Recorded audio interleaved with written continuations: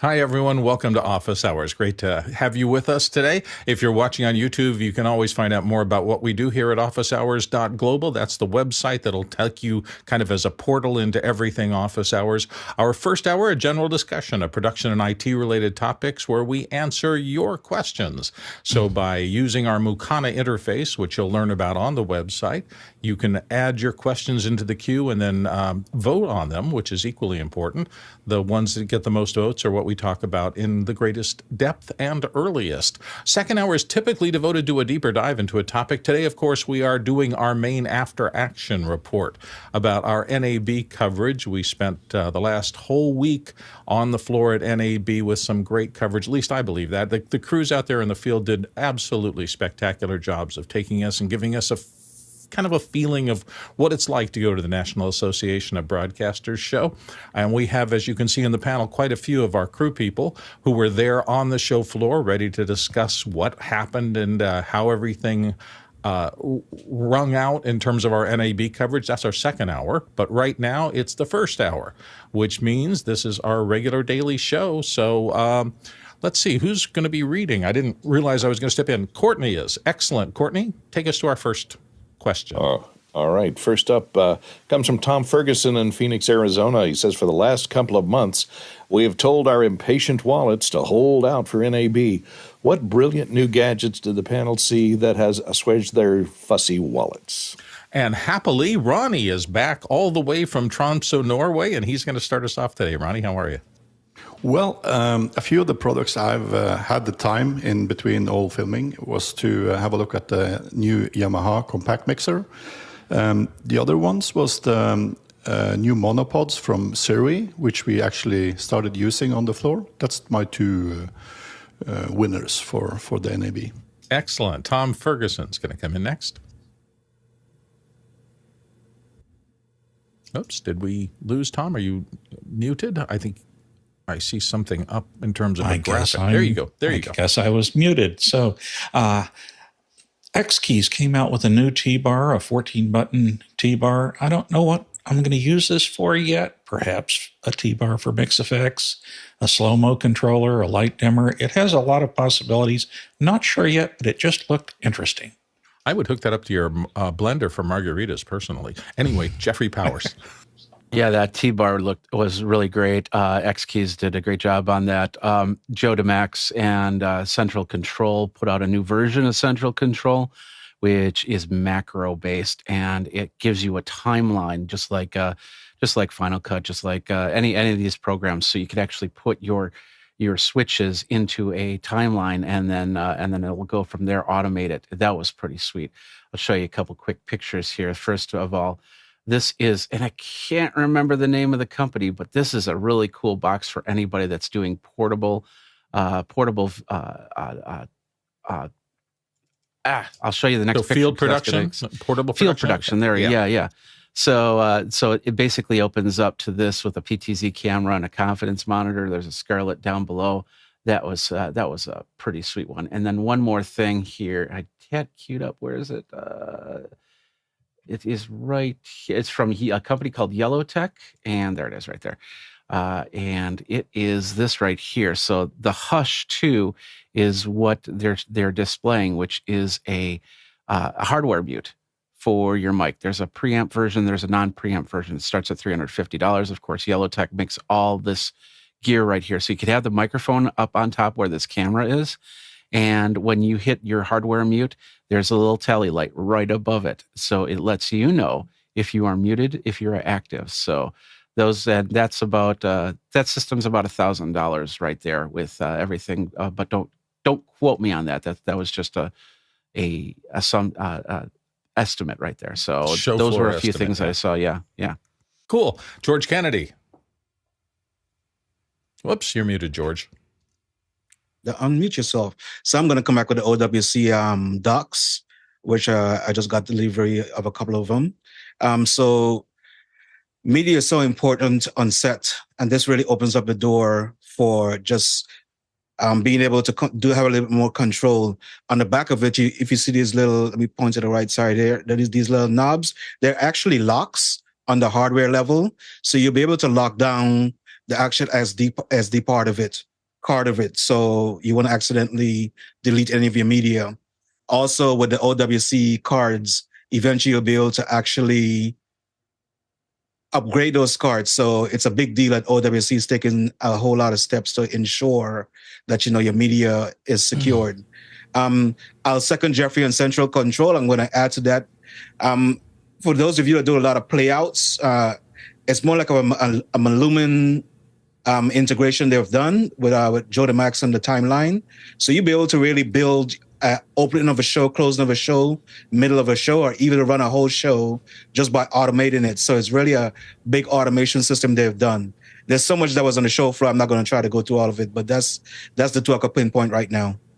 All right, Tom. And Alex, you made it into the panel. Excellent. Are you there? I am. A little camera issue this morning. But all good. Sorry about that. Do you want to take the token and take over? Yeah, sure. Absolutely. Go ahead, Tom. Well, no one's mentioned the OBSBot tail. I think it's coming out with an HDMI output, and maybe it'll take away the sweet spot for the Insta360 link. We'll have to see. Go, Jeffrey. Yeah, that was actually the Tail 2. Tail was their original model that they put out in 2017, 2018. Tail 2 not only has HDMI, but also has NDI, HX2, and I believe HX3, which is an adapter that'll go on the bottom. I wanted to show one more thing. I don't know much about this. Edwin has the 411 on this, but this is, you notice how the lenses are on both of these cameras. This guy actually is creating this. He wasn't showing at the show. He was just basically creating content with that. It was just an amazing little camera. I think there's one of those. I talked to him a little bit about it, and he said that there's just one. And there used to be a bunch of them. I mean, it used to be a thing, but that's the only one that he knows of that exists in the world. So what it's designed to do is change it's three lenses that change. You can spin them. So for documentary folks, it was really great because they could do a wide, they could do a close, they could do a medium, and you just put three lenses in and you can spin them. But he didn't know of any. I asked, where do you get this? He's like, this is the last one. So that he knows of. So anyway, so that was. He told really us cool. that he built those. He told. Oh, no. Interesting. It's not what he told me, but it could be something different. I was doing it in passing. Next question. We're going on to John Nichols in Concord, California. Next, I'm working on a Zoom studio in AWS. I have an M1 instance with Zoom ISO running, sending out NDI. I'd like to reliably record the ISO feeds in AWS. vMix ISO Quarter is kind of working, but looking for other suggestions. Yeah, I'm actually not sure. I mean, of all the people we have here, I don't know how many people we have here that are actually recording in the cloud as ISOs. So most of us who are doing that ISO records are doing it on site, and I'm not totally sure. Yeah, go ahead, Jeffrey. So one thing that we did talk about, of course, last week, Andy came on, talked about how you can integrate it with a lot of programs. And one of the programs that was missing was vMix. Well, sat in the booth with Greg Gibson and Chirag talking to vMix, and then they brought Andy in, and it's unofficial. But there was the big confusion because vMix only runs in PC and Zoom ISO only runs on a Mac. But I wouldn't be surprised if we start to see vMix start to look at that. But otherwise, you can use OBS and try and get that into AWS from there. Next question. Chris Widener in Lafayette, Indiana says, we all have a mental list, formal or not, of things that could make the work we do easier. Did any of the Rode products announced mark off things on anyone else's list? Go ahead, Courtney. The Streamer X looked interesting. It would be something so that I could take my Rode Rodecaster Pro 2 and my Canon on the road with me and still have the same look and sound that I have here. So that looked interesting. It is overpriced, though. I think they priced it about $100 too high. Go ahead, Alex. Yeah, I agree. They're cool products. I think the Streamer X thing, I mean, for me at that price point, I would much prefer the Roland UVC02, which has a nice mic preamp and all the processing and does 1080p HDMI and doesn't do 4K. But it does have really good build quality going for it. The one thing that they haven't checked off my list, I'm going to keep saying it until you do it, Rode, is do an auto mix on the Rodecaster. Go ahead, Jeffrey. Yeah, so this is what you're talking about. Streamer X is on the left side right there, and that's the Rodecaster Duo. I had a great conversation with Ryan And I have a more extended video from what we saw on the live show. But it's the one thing about that Streamer X is it's also like a Stream Deck with the 4 buttons right there. It's a total audio mixer as well, so you get a lot of control from that little device right there. Can you program those keys? What do those Yes. 4 keys do? They're anything you want.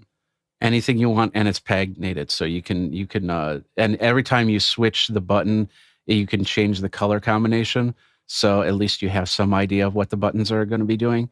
Right. And same thing with the Duo. And the best part about the Duo is now you can connect up your wireless Go lavs to the unit, and that's both of them. They did a firmware update while we were at NAB that also has that feature. That's great.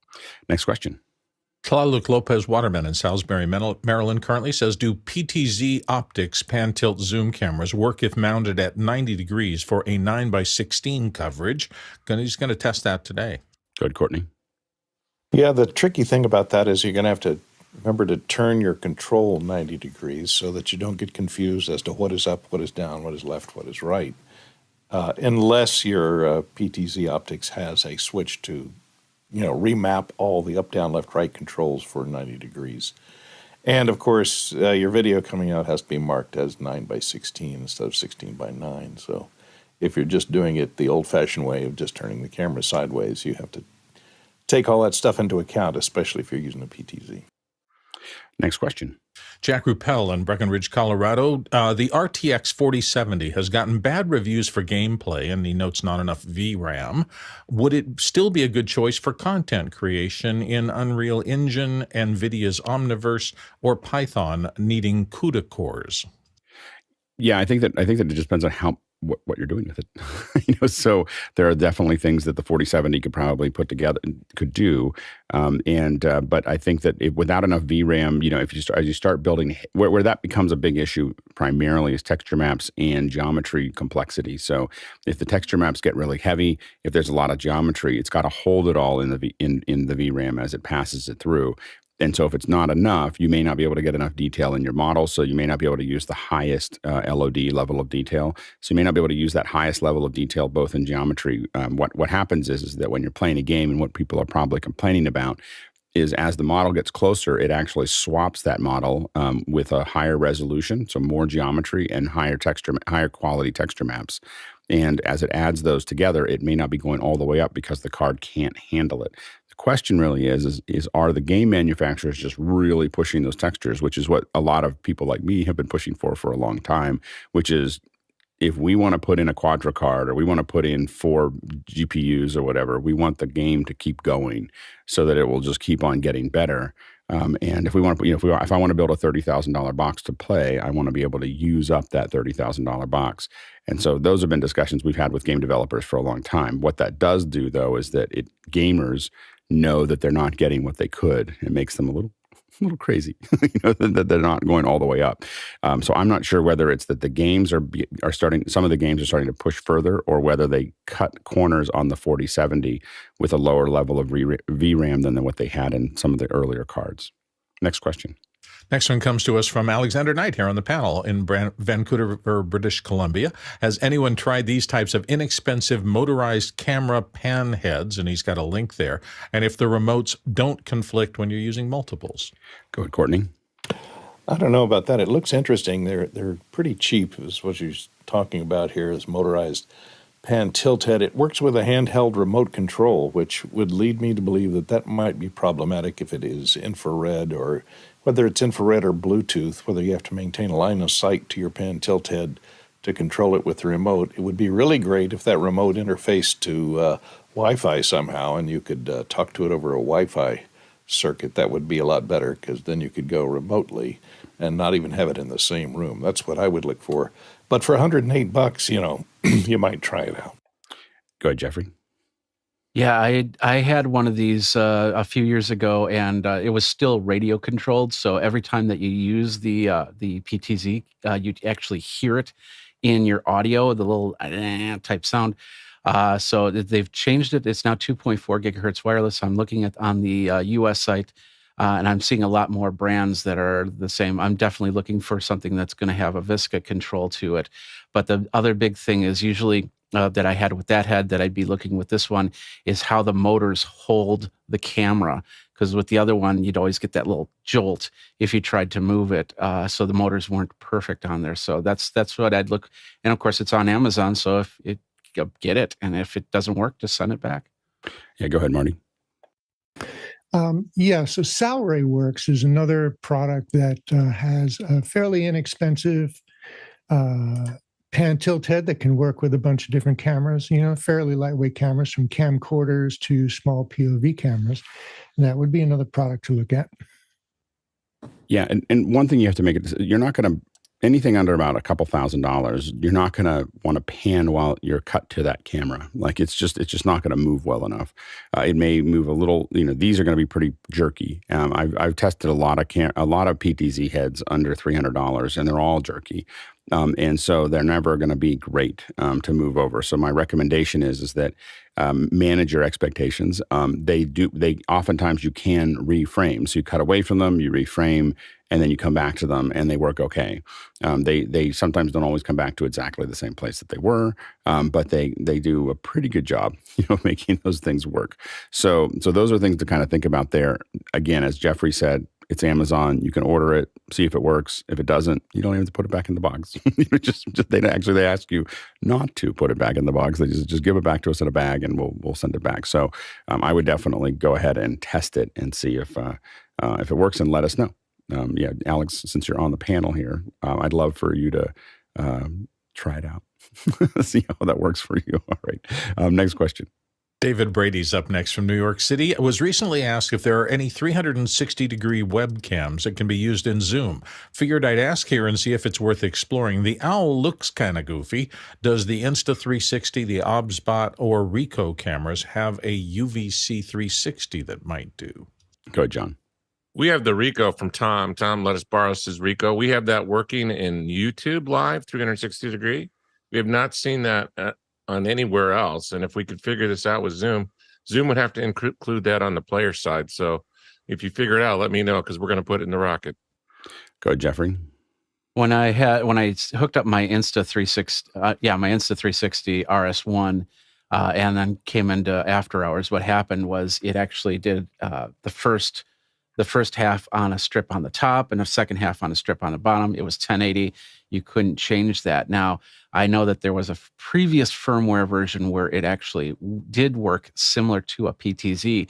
So I actually did ask the folks at Insta360 the other day if that was something that was going to be in the future. And they did not say no. They can't say yes yet. Yeah, so you need a player, as John said, and this is probably an opportunity for someone to build a plugin that would stream out to that, so that you'd have a window inside of it. So this would be a Zoom extension that would be a player. I don't think there's enough people that want to do it that Zoom would put it in on their own. So this is the kind of thing this is what extensions were built for. So adding a Zoom extension that would be the 360 players are fairly straightforward. The real problem with the Owl is that the resolutions aren't very good. That's in my opinion. And so it just looks, and the point of view isn't great. Now, one thing I did notice is I was watching a little bit of Elon Musk's thing yesterday. So after the launch yesterday, there was this round table, and what he obviously did is put a bunch of cameras in the center of the table, and then shot them up. Now, that is not, by the way, how many people, did anyone see that? Did you guys see the thing? But what he did was, we'll see if this actually, well, I'm not going to do that just yet.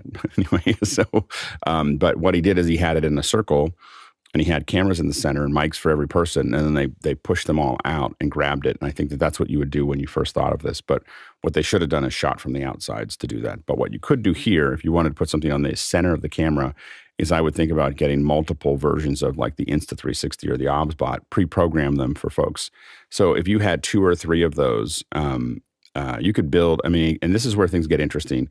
What we started playing with, and we took it to a certain degree of just basically doing basic cutting, but you can build a lot of controls. If you're using a Raspberry Pi or using a Arduino, you can take the information, the mic information, especially if every person has a mic, say you could make you could build a decision tree that says when this person's talking and they're on the other side of the table, then, cut to that, go to that person and cut to that camera. When this person's talking with the person next to them, just zoom out. So it knows where it is and where it's going, and it can make a decision with a handful of cameras. Now, obviously, you can have a bunch of cameras. You can put 6 of them in there for 6 people, and then you don't have to do any of that.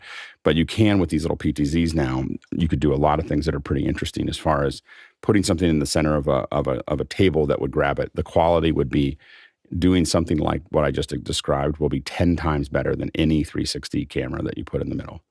Next question. Next one comes to us from Chris Widener in Lafayette, Indiana. And Chris asks, is it just me, or do you have a small portable variable speed fan that you like to have as a backup? Mine will run for hours and hours on a small battery pack. Go ahead, Courtney. It's just you. No. I was going to say it. It was so tempting. It was so tempting to say that. Yeah, go ahead, Courtney. No, I have, in working on set all the time and being a former sound mixer, I'm sensitive to the amount of sound that my equipment creates, which is always a thorn in the side of the sound department. So on all my computers that had to be used on set, I rigged all of mine with resistors and a switch in the fan controls for all the power supply fans, et cetera. I had a resistor. I could drop them to half speed so they'd make a lot less noise to drop their speed to where they're inaudible. But that's not a bad idea to have a battery-powered variable speed fan that you could use to cool your equipment off and keep it from overheating. One thing to bear in mind that instead of using a resistor, because you're going to be using up just as much current if you slow it down with a resistor, is use a switching power supply, a variable switching power supply that drops the voltage down for the fan, and you'll use less current. Good, Bill. So I have this weird thing. I used to live in Phoenix, and it was hot, and it was constantly hot. So I had this weird little fan that I found on a light, and that little center thing is one of those Dyson kind of air movers. And I used to use this all the time at my desk when I was in Arizona and would constantly get hot. So that was my personal fan. It's not the kind of thing you take out in the field, but I have to say it saved my life a lot on those August days when, even with the air conditioning, it was still very muggy. Yeah, one of the things that we have used in the past for some of these things is computer fans that are absolutely silent, so they make no noise at all, and then we rewire them all up to make them work because of the sound. Next question. Andre Dale in Berlin comes in next. He says, regarding the sensor, which camera should deliver the better picture, the Insta360 Link, the Ozbot Tiny 2, or the Ozbot Tail? Go, Jeffrey. It's the Tail Air is what they showed, the second version of that device. And I did not get the sensor size on the Tail Air, but HDMI out and NDI ability, I would say it's going to have a pretty decent look to it. As for between the Insta360 and the Ozbot Tail 2, depending on when we finally get Tail 2 into the studio, it does have a larger sensor in there, so it'll probably do a little bit better than the Insta360, but I wouldn't be surprised if the Insta360 counters back pretty quick. Well, and the Tiny is not there's the Tiny and there's the 4K, right? Those are two different, or is the new one that is called the Tiny? The new one's called the Tiny 2. Yeah, the Ozbot, the regular, I don't have it on this one. This one is the Tiny. And then, of course, the new one's the Tiny 2. The Tail, it looks a lot like this, except it's elongated because, of course, it's all wireless. The original one was wireless, and the second one, of course, will have the HDMI port on it. So, yeah, because because I think that the tech specs on the 4K, it's a 4K image, but I believe that the tech spec is slightly higher than 1/2 inch. Is that correct as far as the I think the chip itself is a slightly larger than the. Yeah, go ahead. The Tiny 2 was 1/1.5. I still don't know how to say that. 1/1/1.5 inch. And like I said, I did not get the sensor size on the Tail, so I was looking that up. But apparently, Ozbot's website is slammed right now because it's not loading. No, I have it up, and the problem is that the what it doesn't show is the sensor size of the 4K. So it is, for some reason, they've taken that out. I know with the Tiny it was 1/2.8, and 1/2.8 is smaller than the Insta360s, which is 1/2. So, it's a 1/3 inch. Basically, 1.28 is a 1/3 inch. They're just it's slightly different, but it's 1/3 inch, and this is 1/2 inch is what's in the Insta360 link. For some reason, I thought that it was a little bit larger, but I'm not sure if it is. I think that the OBSBot has the advantage of having OSC control for it. It's got a wider lens, which means you're basically for most of the uses that we would use it for, you're basically throwing away any advantage that you have with the sensor size with a wider lens. So it's not just the sensor. So the wider focal length is going to damage the quality because you're going to have to zoom through it to get there. Go ahead, George. Jeffrey, did you confirm that the OBSBot will be able to take the tiny? You'll be able to go USB-C to HDMI, and any thoughts on that from the panel? Is that workable for what we're doing? Are you talking using that UVC box that OBSBot came out with to switch it to HDMI? Mm-hmm. I did. I never even thought of that. Yeah, I got the contact, so I'm going to be emailing him either today or Monday, and try and get some more information off of that. So once I know, I'll let you guys know. But I'm pretty sure it will, but I don't know yet. With the Insta360, we can't get any information back and forth. We can convert it to HDMI, but we can't actually control it. We lose that connection. Next question. Alexander Knight in Vancouver, British Columbia, here on the panel. When connecting a Mac to the ATEM Mini, I noticed it defaults to the Blackmagic HDMI color profile. Is this optimal, or would you suggest a different color profile that's more accurate? Go ahead, Jason. I'm not sure if it's optimal or not. It looks pretty good to me. I think Apple gets all of these things from the ICC database. So Blackmagic at one point submitted that to the ICC, and Apple just queries that database. Good, Courtney. Yeah, ATEM uses Rec 709. Maybe they could use Rec 709-6, which is the newer version. Rec 709 is compatible back to, I think, 1990. So that's the color space, the color gamut that they use, I believe. Yeah, the Rec 709, and I think almost everything will connect to Rec 709. The real issue is the actual color profile. So what are the gammas? What are the all the bits and pieces there? And the best way to do this is to take an X-Rite. This is one of the spider, and you take the spider and you go through your ATEM. So you plug it into the ATEM. You put the spider on a monitor. Take the spider and plug it into your Mac, and then you tell it to calibrate, and it'll build a custom profile, but that custom profile will take into account the switcher. So it will, because it's looking at what's coming out the other end of that monitor. Now, the problem is with the monitor is you have to test the monitor, make sure the monitor is accurate as well. So there's a bunch of things there's a bunch of loops there, but that's how and that also fixes all the little black issues that people have and everything else. Is that with the crushed blacks or the gamma being off. If the color profile coming out of the Mac has been adjusted to go through the switcher, it'll make the adjustments that you need for that. Next question.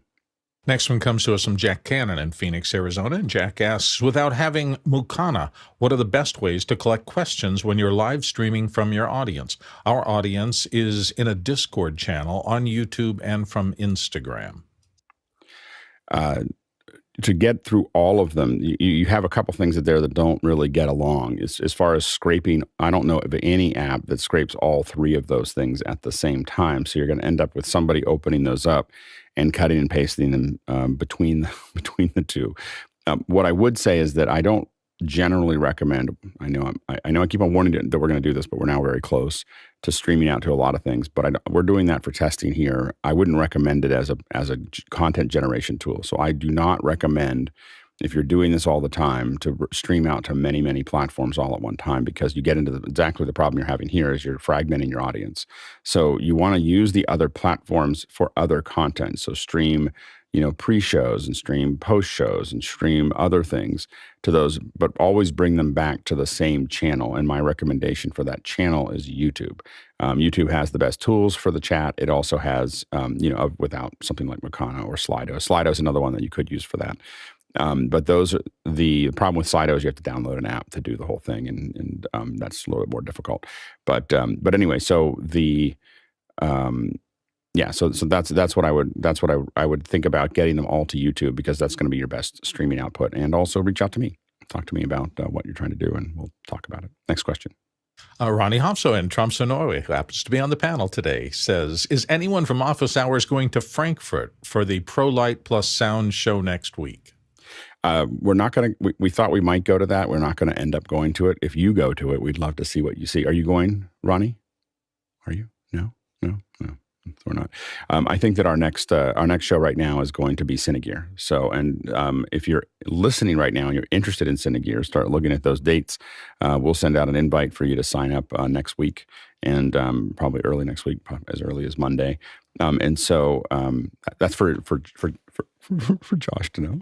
We're going to send out an invite. So anyway, but we'll be picking up speed almost immediately for Cinegear. I think that trying to do ProLight and Sound next week would have been difficult for us to make the pivot and get to it. So we're going to go for Cinegear, and then our schedule right now is Cinegear, then SIGGRAPH, then IBC, and I expect to attend all of those. So hopefully I'll see more and more folks here. We can talk about that in the second hour. Next question. Craig Kadoke in Toronto, Canada. A recent update to Zoom has added live performance audio for multiple instruments or voices, claiming lower latency. Anyone played with this yet? And this is different from original sound for musicians. I have not played with it. So we're going to have to, it looks like there's a lab waiting in our future to figure out what that actually is. Next question. Douglas Carmichael comes up next, and this time the question is, at the SpaceX Starship test launch, the crew from NASAspaceflight.com had a sacrificial minivan with remote-operated cameras close to the launch pad. How would you remotely control the camera chain, and how would you transfer the footage? Well, I don't know if they were sacrificing it. They probably needed to get the footage out in real time, so they had a cape. They could. You can absolutely do this wirelessly. But my guess is they probably ran a fiber cable to it. They probably ran fiber to that. You can run fiber a long way, and it'll carry your IP connections, your audio connections, your video connections. So, and I think that the limit on single mode fiber is something like 7 miles. So they probably could have gotten close enough that they could have run the fiber, and I'm sure that they have some smart people that know how to do those kind of things. So I think that they could have gotten close enough that they could have just run fiber to run all of those things from a wired connection. So once it gets there, you break it all out. So you have fiber to SDI, fiber to audio, fiber to IP, and you run a TAC-12, and you can do almost everything you would need to do here. Next question. James Brooks is coming in from New York next. Do you think recording isolated video will become part of Zoom the same way that isolated audio is a part of the recorded Zoom? I think so, but I think that doing it in the cloud may not be the thing. I don't know if Zoom wants to take on recording all of, like, this panel of 16 people would be a thing, for Zoom to do. I think they're going to leave it up now that they have tools that they're handing us. I think that they're probably not going to take it on themselves. They're like, if you want 16 high quality videos, you can do that on your own. So anyway, go ahead, Chris.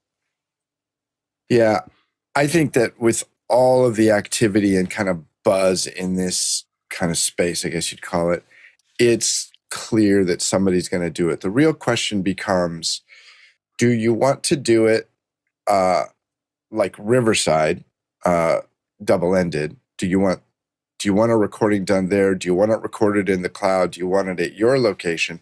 And there's pros and cons to all three of those.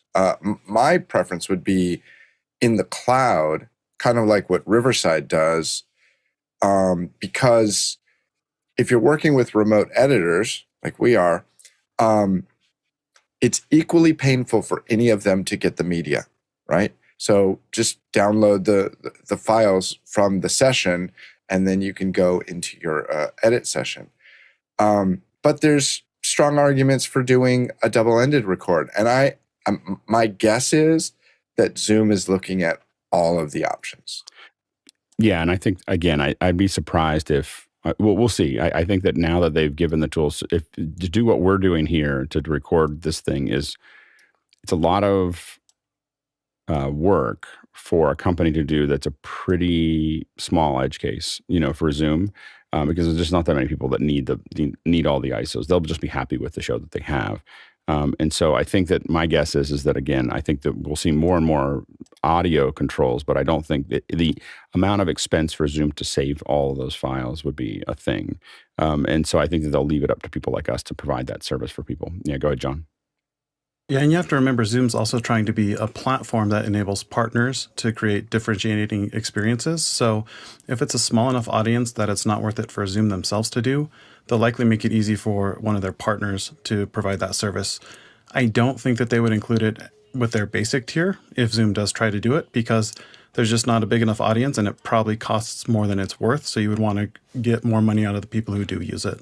There are companies in Hollywood that will drive up with a truck, and they'll take all the camera feeds and they feed them into that truck, and you just turn it on and it just records all the cameras, and so that way, because it turns into, oh, I've got a 20 camera shoot. Your broadcast truck doesn't have that, but there are people who have there are specialists in just recording all of your cameras, and they have people who record it in, they record 2 copies of it. They back it up. They hand it to you. They put it in the cloud. They give you H.264s. They give you all those things. And that's just a service that they add to you hire that truck to come in. A broadcast truck doesn't try to figure all of that out. They have, they just grab all those feeds. I might even have a picture of it. I'll try to bring it up. But anyway, the point is that I think that there's a service of when people are thinking here, there's probably a service of going, hey, we can record all the ISOs of your meeting, and it's X number of dollars an hour for us to do that. And you just take a Zoom ISO with Cinemaker, or you build your own version of it, and you literally jump into people's meetings and record all their ISOs and deliver them back to their editors. I think that that's actually a business that probably wants to happen. If you're thinking about what can I do with all these new tools that Zoom has given us, that could be one of them. Next question. Next question comes to us from Eric Price in Kansas City, and Eric says, has anyone in the group incorporated any sort of custom mappable keyboard like the Work Louder Creator or the Creator Macro keyboards into their production or post-production workflow? And he's got a link. Go ahead, Jeffrey. I haven't done that one, but I did get the Corsair's K55 keyboard. Well, of course, Corsair is the parent company to Elgato. So you basically install what's called the IQ software off of this, and then you can then go into your Stream Deck, and these 6 buttons on the left side become Stream Deck buttons. So, and I'm using it down in my main studio on that. Plus, I got to see the firsthand on the XKE14 T-bar. And the best part about this is it's totally modular. So if you don't want that T-bar in the middle, you can move it over. You can put a jog wheel on there. You can move some of the buttons. And this is supposed to work natively with vMix and some of the other programs. So you can check those out as well. I was going to say something like, oh, I don't need or want a keyboard like that. I just like the regular keyboard. And I opened up the link and I was like, I need that keyboard. It looks so nice. It's like literally, I opened up the web page and my pocket, where my wallet was, just caught fire. So we'll see if we can get a hold of one of those. It looks really cool. It just looks like a very, really great machining. And there's a little version and an XL version. And now I didn't know it existed like a minute ago. And now I'm trying to figure out how to afford it. Next question. Craig McFarland in Boston, Massachusetts says, is it safe to assume all video editors will be adding edit by text capability soon? Go ahead, John. It's not safe to assume anything about any future details of any software release. Speech transcription in particular is incredibly tricky for software companies to do. There's basically 4 companies that are doing it well: Apple, Microsoft, Amazon, and Google. And there's a big difference in the quality between those services and the services from the smaller companies that can't use machine learning or don't have as large of a data set to use machine learning on. So I wouldn't assume it, but I do think it's likely for the big players to incorporate it somehow. Go ahead, Sky. I would think that all editors would engage it if that they have the opportunity to do it, because it's a quick function of making your job quicker. But what I appreciate is that the executives or the staff of the people that are trying to get these things done can now hopefully be a part of the creative process, and the editor can get down to the fine finish. Good, Courtney. It depends on what type of editors you're talking about. Dramatic film editors, video or television show editors probably can't really use it because you've got multiple takes with the same dialogue in it. But it depends. If the software is set up to automatically, you feed the script in and it lines up all the takes from each camera angle of all that particular line on your sub timelines. That would be handy to have. I don't know of any software that does that yet, but maybe it's coming. Go ahead, Jeffrey.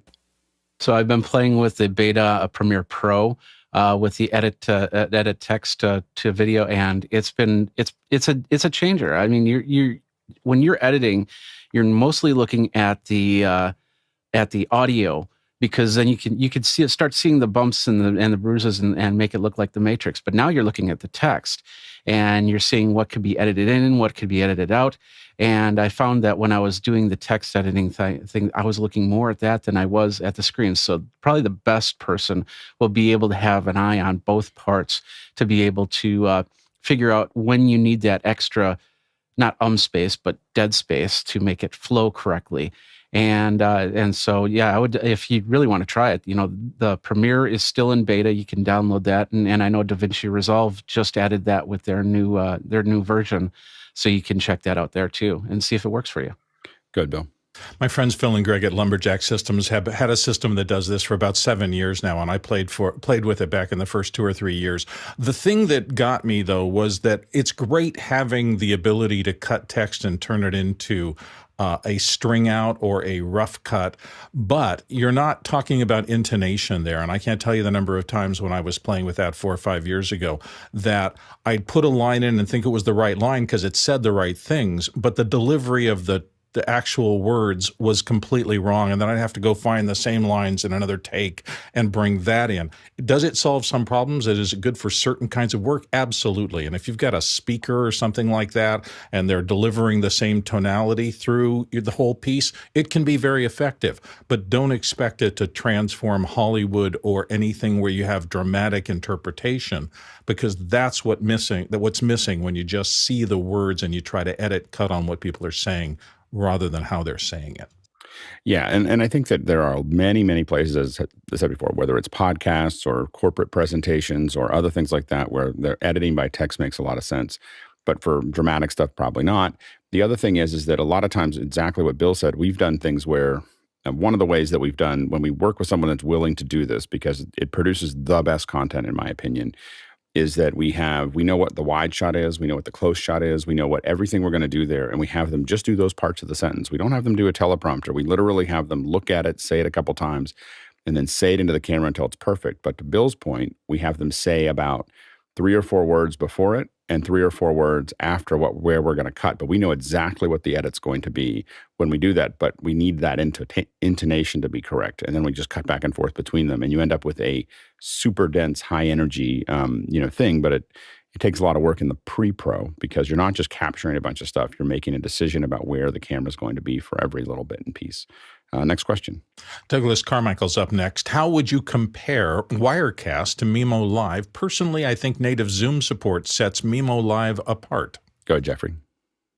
Wirecast also got Zoom support off of this last part too. For me, Wirecast, there's a lot of different, good differences where I would choose Wirecast over Mimo Live, mostly because I work in a cross environment, and Mimo Live works simply on Mac. But there are some other things. If you're doing like any type of screen grabs, screenshots, and things like that, I think Wirecast works a little bit better. If you're doing any type of chroma key, Wirecast has more tools to key in your video and work in the alpha channel a little bit better. So I would choose Wirecast over Mimo Live right now, but I haven't used Mimo Live in a little while, so I'd love to get it in studio and just to make sure that that everything I said is exactly correct.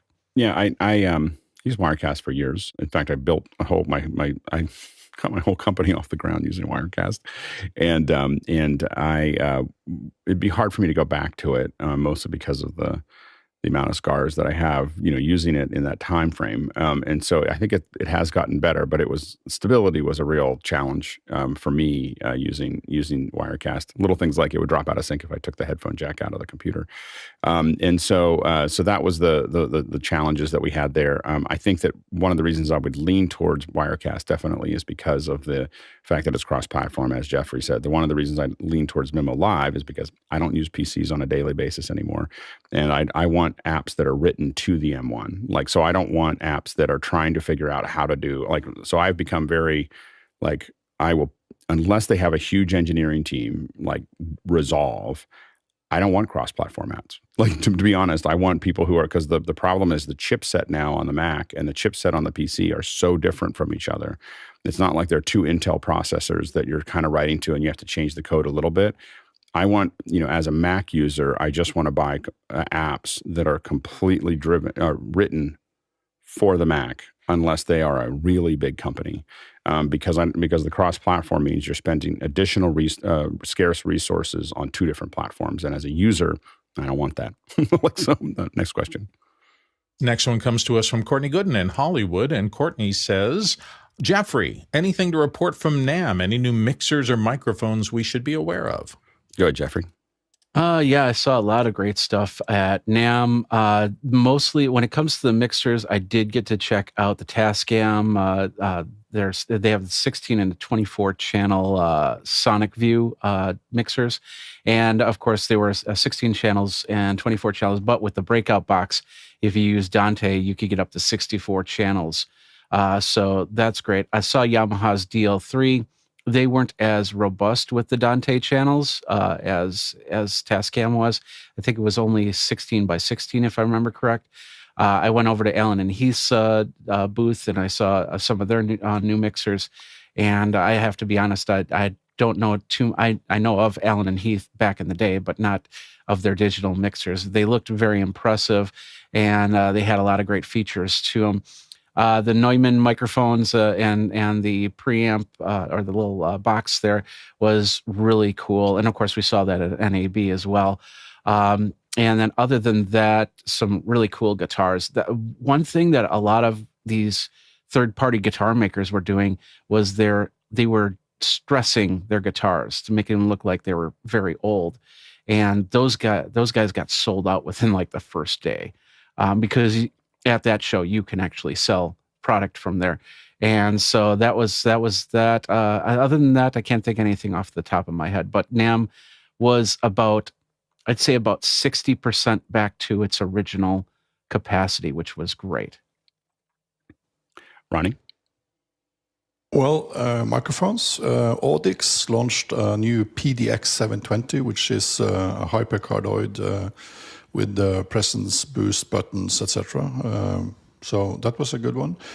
Shure did kind of relaunch the KSM 11 head for vocals, going on to the wireless transmitter series from Shure. And Rode, of course, had their competition to this SM7 clones with the USB interface, and they also had this wireless called Rode Go ME, which is a little different from the Rode Go 2s that we are used to. Next question. Next one comes to us from Ian Alford in London, and Ian says, what is the benefit of the FX3 over the cheaper full-frame cameras from Sony in the A7 line? I don't have it right in front of me. So the FX3 has a lot more processing. So you're going to have higher resolution. You're going to have more, it can process a lot more of what it's getting from that chip.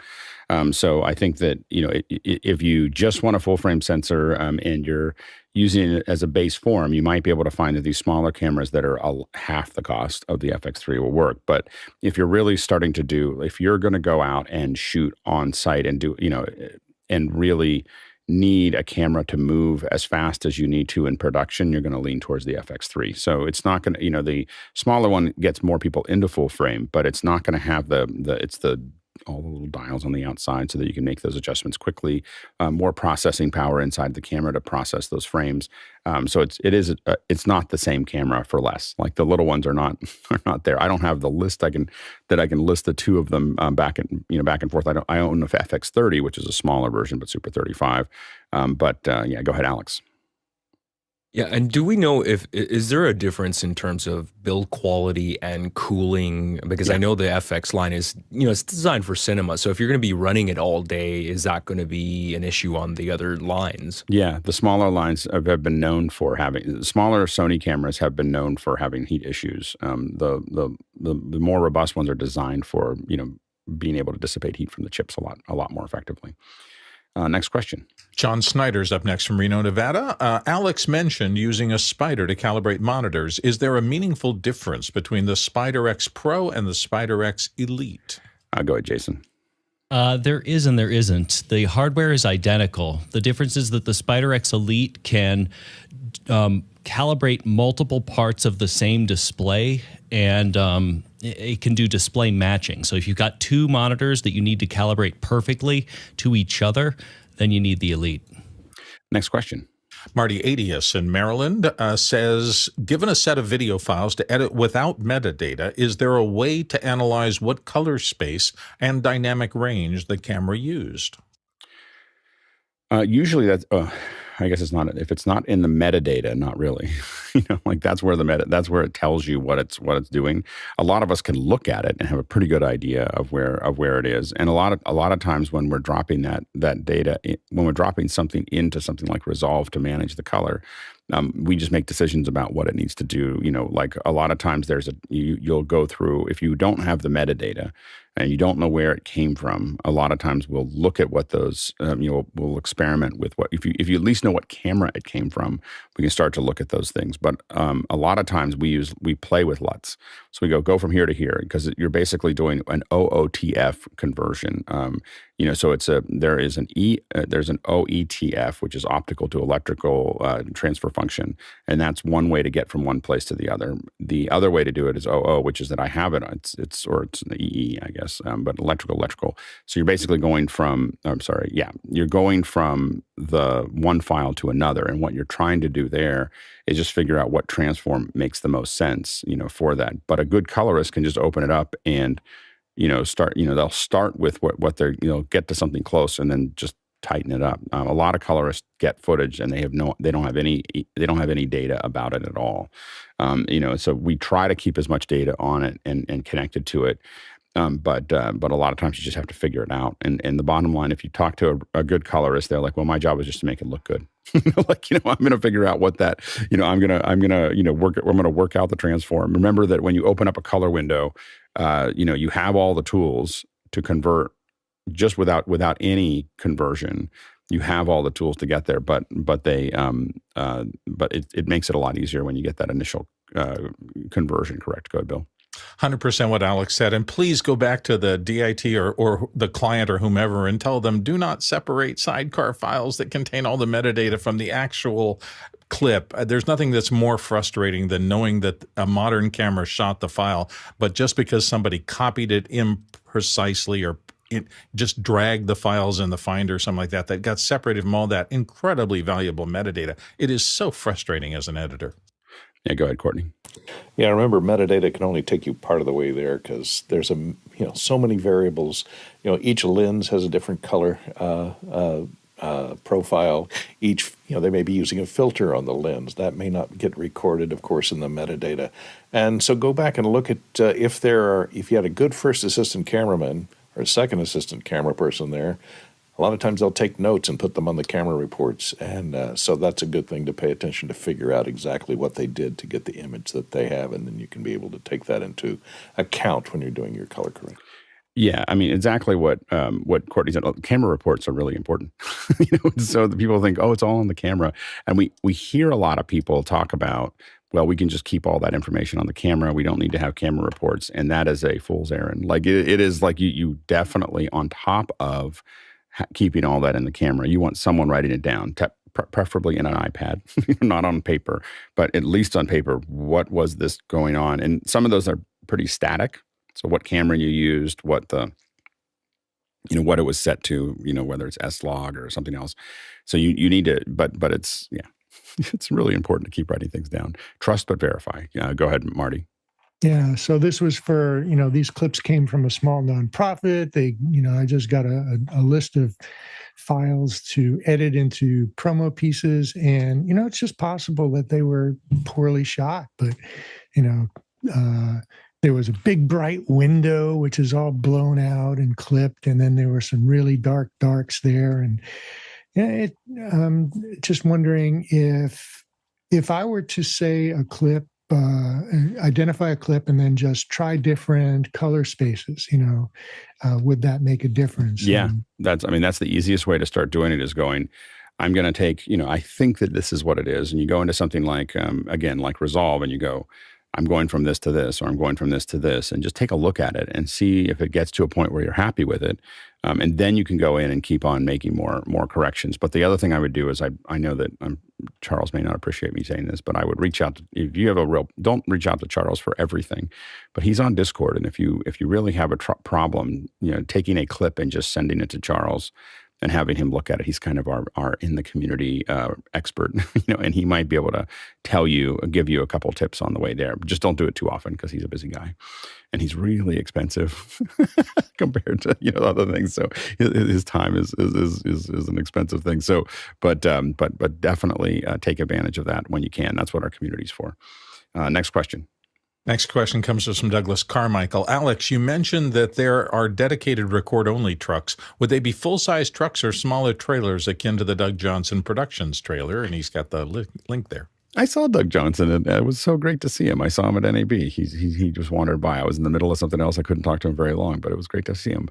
It's a smaller trailer, the one that I've seen. And I realized that the place that I worked where that was sitting, we weren't allowed to have phones, so I don't have any pictures. I was like, why don't I have any pictures of that? Because I usually take pictures of everything. I wasn't allowed to. So anyway,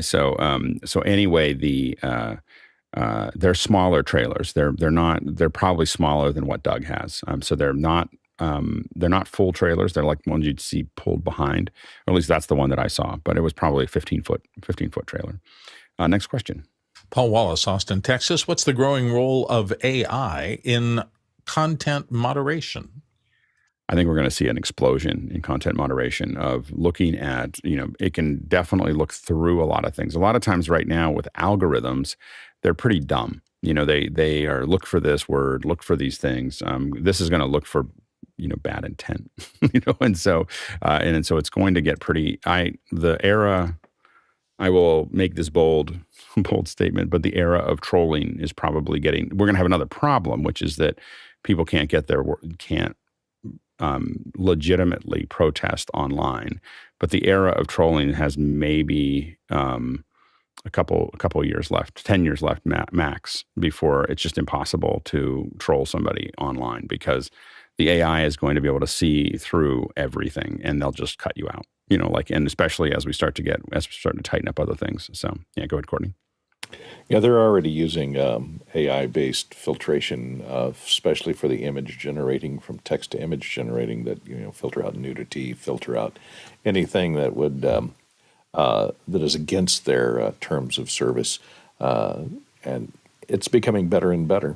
Yeah, and if it can look at the language and the image of the both, then it's just going to get better and better. There's a lot of things also. I mean, there's bullying, there's trolling, and there's bullying. Bullying can be a group behavior, and a lot of times, a lot of the algorithms can already see that. And so, they can start to see that these 3 or 4 people are acting together. These things are they're doing this. This is a subtle thing. This is a subtle thing, and so those kinds of things are going to start tightening that whole process of being difficult.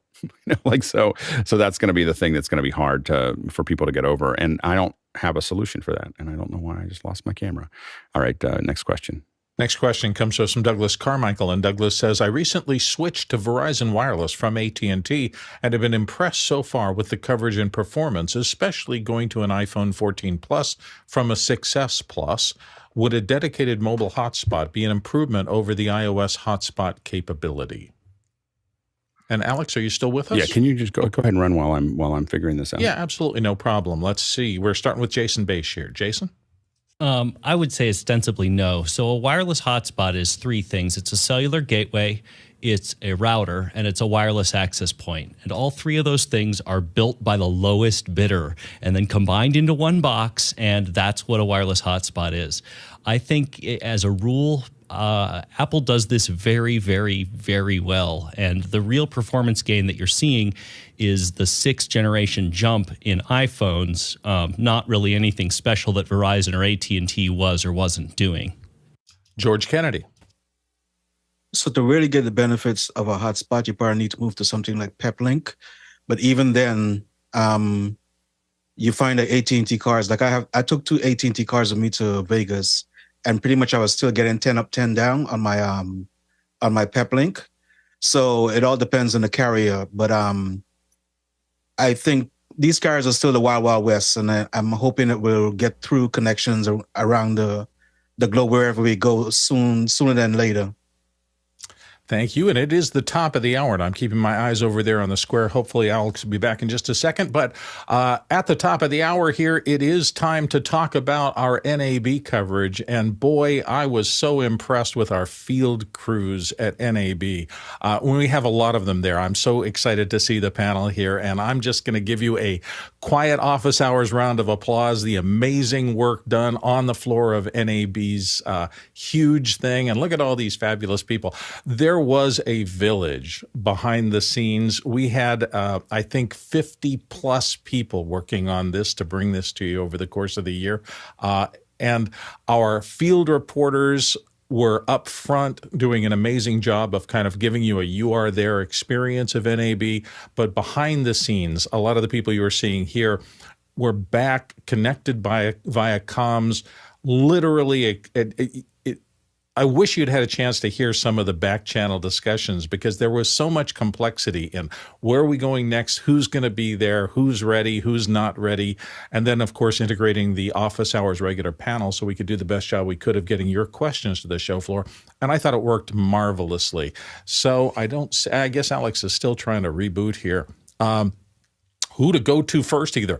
Just because you're, I think, Ronnie and Felipe have the pin for the farthest distance they came in to work on this. So I think I'll start with Felipe. What was your experience like? Well, nothing that I expected, really. I expected to be able to walk the show floor and see the booths, but, there was so much work in the back end that we were just press room and go on camera on the show floor, and then press room and camera. So, but it was amazing. And I got to actually stay a couple of extra days in Vegas. I got to hang out with a few people, with Photo Joseph, with Mr. Alex Tech. We went to the desert, to the Red Rock yesterday. I made some shots, and also in the evening here in the Strip. That's amazing. Excellent. I see Alex is back. Alex, are you back in with us? Yeah, go. Good. Keep it going, Felipe.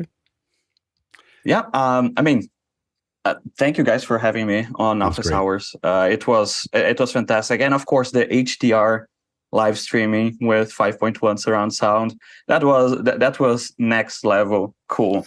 And we got a lot of attention. We were like a big train moving through the corridor. It wasn't like a person wandering through. There was and people were just like, what are they doing? And you could see people trying to figure out how to put it all together. And they so slowly realized that we were doing something just outrageous, but it took a little bit of time. But yeah, it was, I will say that it was, one of the things that I was left with, we'll probably talk about this later. I didn't like speaking very much, as I said before. So I didn't enjoy the speaking process, and I got myself into too many of them, and I hadn't done it for years. And I think I found myself frustrated with the fact that there were so many cool people from Office Hours that were there, and I was, doing speaking. Now I will say that I met some new people in the speaking. I'm glad that I met those folks, and it was that part was worth it. But I would love to figure out a way to do that without having to actually, be not doing what we're doing. To Philippe's point is, I found myself, between speaking and trying to see a little bit of the booth, I just didn't see enough of people. So I've kind of decided that if I go to these again, if I decide that I'm going with OH and we are covering it, I'm not going to do anything else. Like that's going to be what I do, is just hang out with everybody and make that happen. So yeah, go ahead, Jeffrey. So yeah, that's the one thing I've always learned on doing these trade shows is that you either got to dedicate yourself to one thing or the other. You can't, because you could be in the middle of the show floor and all of a sudden one of the sessions you really want to see is going to happen. So you got to be running all the way over to where a room is, and I did do that once, and that's only because a friend of mine was speaking, but then something happened to them, and that session didn't happen, which is really sad. And I found out that he is okay, and he had a problem. He had a twisted ankle or something like that. So, but I'll show you a couple quick things on basically how I covered it. I had three cameras on my shoot. The first one I had the RS, the Insta360 RS one. The second one I was using an iPhone, and those were simply for shorts, and that was the focus, was doing more shorts than anything. And then of course I had my my DJI Pocket 2, which I'm going to show you right here. So then the reason why I did that is to show you these little basically hyperlapses and time lapses. So this is basically the central floor, and it's going. I just walked around. I did this last year too. It was great, and I did this at NAM. It's a great way to see what's going on in a very short form. And that's just basically a lot of fun. The other thing I'm going to show you is the 360, because I was doing a lot of stuff, not only at NAB, at NAM. NAM. This is me playing some of the drum sets so I put that 360 camera right overhead. And as you can see, it gets a great shot of that. And then this one right here is an interview I did with a company called Beat Machine. They're making an arcade machine for doing beats, which this is like a $15,000 device, so you don't get it right away. And then the last day of NAB, I interviewed Francis from Adobe on Premiere Pro.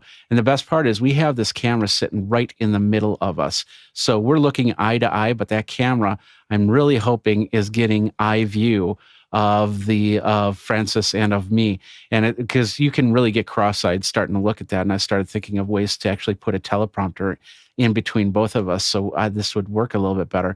But the best part about these shots is I can go straight up, or I can do something like this and have a lot of fun with the angles. Like I said, I did that at CES, and a lot of my footage really great. So I learned a lot. So I'm able to reposition the camera in the right way. And of course, the audio is coming from a wireless microphone. So that was great too. Yeah, go ahead, George. So lots to learn from this trip out. Obviously, I didn't bring in my own gear this year. Pretty much I went to do the 2 hours for office hours. What I found helped a lot with the coverage for Monday that I did is on Sunday, I went out to walk the floor and kind of pinpointed places that I wanted to go to. I know that wasn't really the objective, but I find even though Alex likes the walkabout, it was easy for me to go to the booths on Sunday and then kind of not interview someone in some of the booths, but already target things that I saw and actually go talk about those things when I went to the booths. So that helped a lot because what I find that when you try to interview folks, some folks kind of drag on. I know we don't really want. Welcome to why Alex doesn't interview people.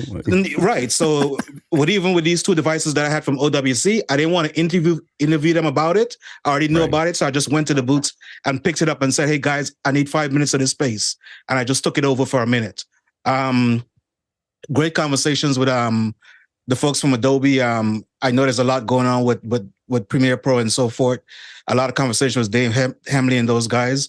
I got to sit down to 13 minutes with Blackmagic on Wednesday.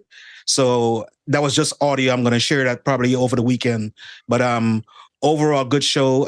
Really enjoyed meeting all the folks from Office Hours. So good experience. Yeah, go ahead, Marty.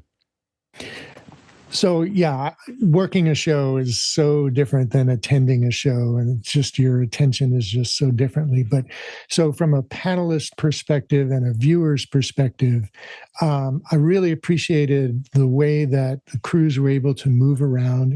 And as George was just saying, some were focused on product discoveries, and some were doing interviews. And I can see talking over the next year about ways to make that more efficient and arrange for things in advance. But I got to say, watching you walk around the floor during the 5.1 demo was just so cool to see. And again, that gave you kind of a hint of my style of covering the thing, which is very different. It did, and that was different from what anybody else was doing because you were moving around so much. Right. And just being able to experience walking down the aisles and seeing all the booths and things. I can see incorporating that, several of those kinds of segments during the event, just giving somebody the experience of walking the floor and looking around and peeking in at different booths in between other things. I think that was a great experience. Yeah, I mean, that's always been the thing that I enjoyed the most, was trying to give people a sense that you're walking with me to another booth. So I just have it like you're a little behind me and I'm talking to you and we're just wandering around and I just am looking at all the cool things, and I have to admit my ADD personality does well there, because I just go, oh, look at the shiny thing. Look at this. Let's look at this. Then we're going to bring you to different things. Again, unless I put someone on the spot at a booth, I almost never set up interviews because I just don't find myself ever wanting to watch them. So when people do those interviews, I find that I kind of tune out pretty quickly, unless it's really, just because I just feel like a lot of vendors can't get to the point, very easily. And so I have that problem. If you have noticed, if you're around me a lot, I have a problem with that in general. But I think that I really thought about that process. So I believe that NAB was just a massive success. It was a massive success in us looking at different ways of covering, my style and shorts and the more of a stand up at each area style. And I think all of them have value. And I think that what we want to do is figure out how we mix those ingredients together for one show. So we are doing the interviews at some of the points. What we're missing right now is a table, to bring people to. And that's what I'm working on right now. Is what we want to do is bring some vendors to us, and then have some where we're doing stand-ups like everybody did for the 2 hours or the 4 hours that we did, and then another crew, if we can, wandering around, like going from place to place. And if we can mix those three things together, I think that we end up with some coverage that we've never seen before, which I think would be really interesting. Yeah, go ahead, John. Yeah, I think my very favorite moment was George was at the Sonnet booth and he just picked up one of the devices there and just talked about it. There was no one from the booth there. It just felt super intimate. And that's where I think the value that Office Hours really adds is it felt intimate, even though there were 70 people working on it. And that's really the work of Brian and Josh, especially coordinating everyone. I had the pleasure of leading the research team where I basically made a fancy spreadsheet, but we had Bobby and Paul and Joaquin, and they were fantastic, just making sure information was getting where it needed to be without any complaints. And we didn't really know what we were doing the first day, and everyone just found a thing to work on, and we could all focus on our single vertical. So Bobby did a lot of the research in advance because he couldn't be there during the show. Paul was taking notes of every single vendor we visited and who we talked to for the credits. And Joaquin was every single vendor. He was going and pulling graphics. And I was sending information and bullet points to the panel so that they could follow along as well. And all of us just focused on one little thing, and it felt a lot more seamless than trying scattershot to do everything all at once. Yeah, go ahead, Jason. Yeah, I'm going to say what everyone else has, which is just, it was so wonderful to see all of you, and prior commitments made it impossible for me to show, be longer than the day. But yeah, Brian Shand did an amazing job. Everybody did an incredible job. And incidentally, I think Brian would be on the show today right now, but he's cutting this show. So yeah, it's just incredible teamwork. Kudos to the folks that are Brian and all the team on the back end that you don't see on the camera, you don't see on the panel, and put an enormous amount of work into making all of this work into an area that we just don't know how to, we got there. The first day was pretty rough because we're figuring it all out and everybody's kind of sorting things out. And Greg, by the way, who's not here either, he just really had to, he became the impromptu producer. He just, and we just kind of, and it was mostly because he was there and he was willing and he was able to, and he has some background in being able to start managing, but he was able to kind of herd the whole thing together. And I think by the last day, it was kind of cooking, we were kind of figuring out. And the goal is to get to the next one where we just start cooking rather than finding our way there. But I think and that's exactly, the best way to find all these sharp edges is just to do it. Go ahead, Javier. Yeah, it was a great experience. I had a really, really great time, especially when we were like with having two talents on camera, like with me and Felipe, with me and Alex, what Jeffrey was doing in their units. I think that worked really well. It was like a very, like going with a friend to this expo. So that was awesome. Of course, there's rooms for improvement. We have to work some things or workflow or maybe equipment that we can go run and gun easier. But I really like that everything that happened, it turned into a creative and philosophical discussion. Like even the MBO thing, we were on the field like, no, I think we should do it like this. I think it would be better if we try like this. Okay, let's try this other thing. So it's be like us, not only like having fun, but geeking out. And I learned a lot of things. And my brain is like, I can do these 5 different things. And I think it's gonna go just like up from here. So it was a great, everyone did a great job. And I was really happy to be part of it. Yeah, absolutely. It was, I mean, that's what I said, what I was really left with is I was having so much fun hanging out with everyone from Office Hours and being in the press room and us hanging out together and then us going out and, and shooting and coming back and seeing everybody there that I didn't want to do anything else like during the day. Like I just felt like I was just like, oh, I just really want to just hang out with this crew. And that's what I'm planning to do as we go forward. But it was really just such a great team that came together. We just really and it was the mixture of folks that were on the team, that were off the team. We had, we were figuring out all this 5-1 stuff. I don't know if Mickey actually slept last week because there was all these, hey, let's do a test. And can Mickey do this? Can Mickey do that? And Mickey is very quietly telling us. And I thought he was pretty gracious in the fact that we rerouted the FS. So the first half of the 5.1 was wrong because Kevin and I were trying to do something and we screwed it up. So anyway, so Mickey was relatively kind about the fact that he got it working again for us. Anyway, go ahead, Sky. Well, definitely a global community that Mickey's in Manila taking care of this and in the background and making the surround sound work. But I love the global community concept of Javier and Felipe teaming up together. Mm-hmm. And what I appreciated about observing the teams was when George and Jeff got together and then they had a camera operator. That's kind of the perfect team because both of George and Jeff have presentation experience. They also have a lot of passion about this vertical of all of these different technologies. So it was just fun to see them hand off back and forth and sometimes become the audio person, sometimes become the interviewer. So that was just a evolution of something happening in the moment. It was just wonderful experience from somebody who's been to that floor over a couple decades. Right. I really missed it, but you helped me. I could feel it. Thank you. Okay. Yeah, go ahead, George. So I just wanted to say I don't generally come on Office Hours to get kudos from peers outside of what we do, but it definitely was nice. I was outside the hall talking to some DC friends, and suddenly someone walked up to me and said, "Hey, I just wanted to say hi to you. I'm Eric. This is one of the producers that is normally on the panel in the back end." He said, I really want to thank you for answering my questions on Office Hours. So it's great to see someone just, tap you and said, "Hey, I just want to say thanks for answering my question on Office Hours." I think power to the Office Hours. Yeah. We did have people yelling out, "We love Office Hours!" like while we're walking down the thing. So there was definitely you realize how many people are watching this. Maybe not every day. Maybe they're not going to the panel, but they are a lot of people. Responding. We could hear them yelling while we were walking through the central hall. Go ahead, Ronnie. Well, I won't repeat what's been said about the things. But one thing, I agree with Sky about having several on-camera talents doing the interviews and doing the speech, because every one of us has our own kind of things that we love more and know more about, and having all these guys moving together is really cool.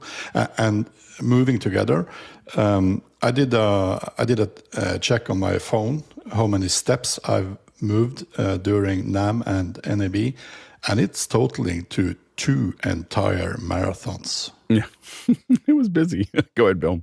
2 super quick. Raj in the back end kept me sane. Thank you, Raj. Without you, this would have been a disaster. And Mickey saved my tail end more times than I can tell you.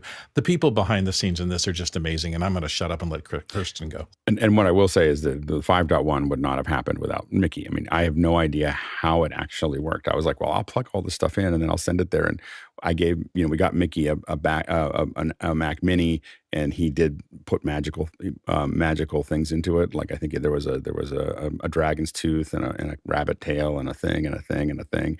And then we sent footage. We're going to have to do a whole behind the scenes of how we actually did that, because we're going to be doing R&D for it all the way up to getting ready for Cinegear. Go ahead, Kirsten. I came to you really this is just a little backend voice here from my side. So I'm part of the backend team from the technical director perspective and so on.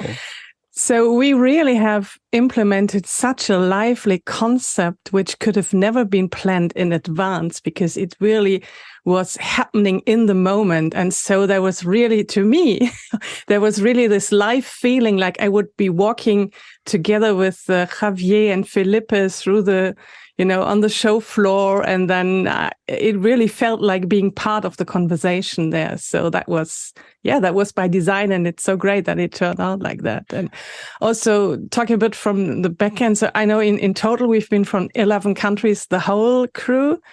And and also, the daily show we're doing here, other shows we are doing, all these experiences come together, and we are such a diverse crew as well, of professionals doing this every day and people who are doing this just for interest and so on. So really great. And also the way we are backing each other up, because I also had a backup TD. So if my internet would have gone down or whatever, this was all prepared. So, and it's always like, there is no technical problem. There's just a solution that has to just come up in the moment.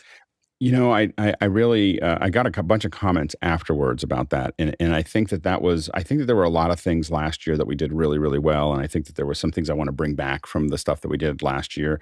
But my goal was really to try to find that life, that life in the coverage where we're going to be. It's going to be a little chaotic. It's going to be a little, but we're still going to put something out, and you're going to feel like you were there, and it's not going to be perfect. We're going to bounce around, and I think we achieved that. And now the thing is to figure out, what are the parts of the ones we've done in the past do we add back in? So what ingredients do we add back into that to tighten it up a little bit, but not lose that live feeling of we're just wandering around? Yeah, go ahead, Felipe. Well, considering all the challenges that we had, I absolutely loved a couple of things that I loved was tagging team with Javier. Mm-hmm. I don't know. I tag team with Javier as well, and I enjoy it. So you know how good it is, right? So it was pretty awesome. The other thing is, it was pure improvisation. At least from my side, and Javier's side, we are walking around. We have absolutely no idea where we're going, and we get there and have absolutely no idea what's happening at the booth, and talking to the vendor real quick right before we go live, just to have an idea what they have there. And also, like Kirsten mentioned, we were backing up each other as well. There were a couple of moments that I couldn't be on the show floor. I needed to go back to the press room to solve a thing for a client.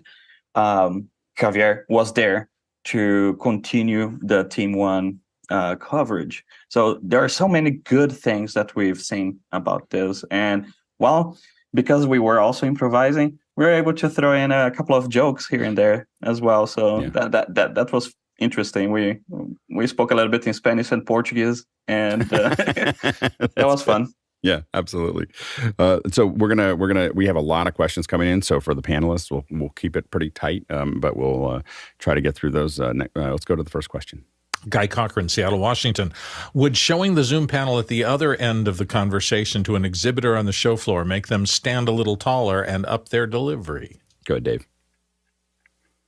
My feeling on that is that we had a focus on the show floor and the field team and the live feel of being in the place. And talking to people in their booths and that is nice, but it kind of takes away from what we were trying to do. Not that it's a bad thing, because we're going to mix it up until we get it right? The balance isn't there yet. And I think your idea is interesting, and this is something I've been looking at too, is if they're aware that there's a big audience at that camera, they are going to stand taller. They're going to address us a little differently, and they're going to be aware that there are more people than just the interviewer or the field host talking to them. And I think that's going to get better.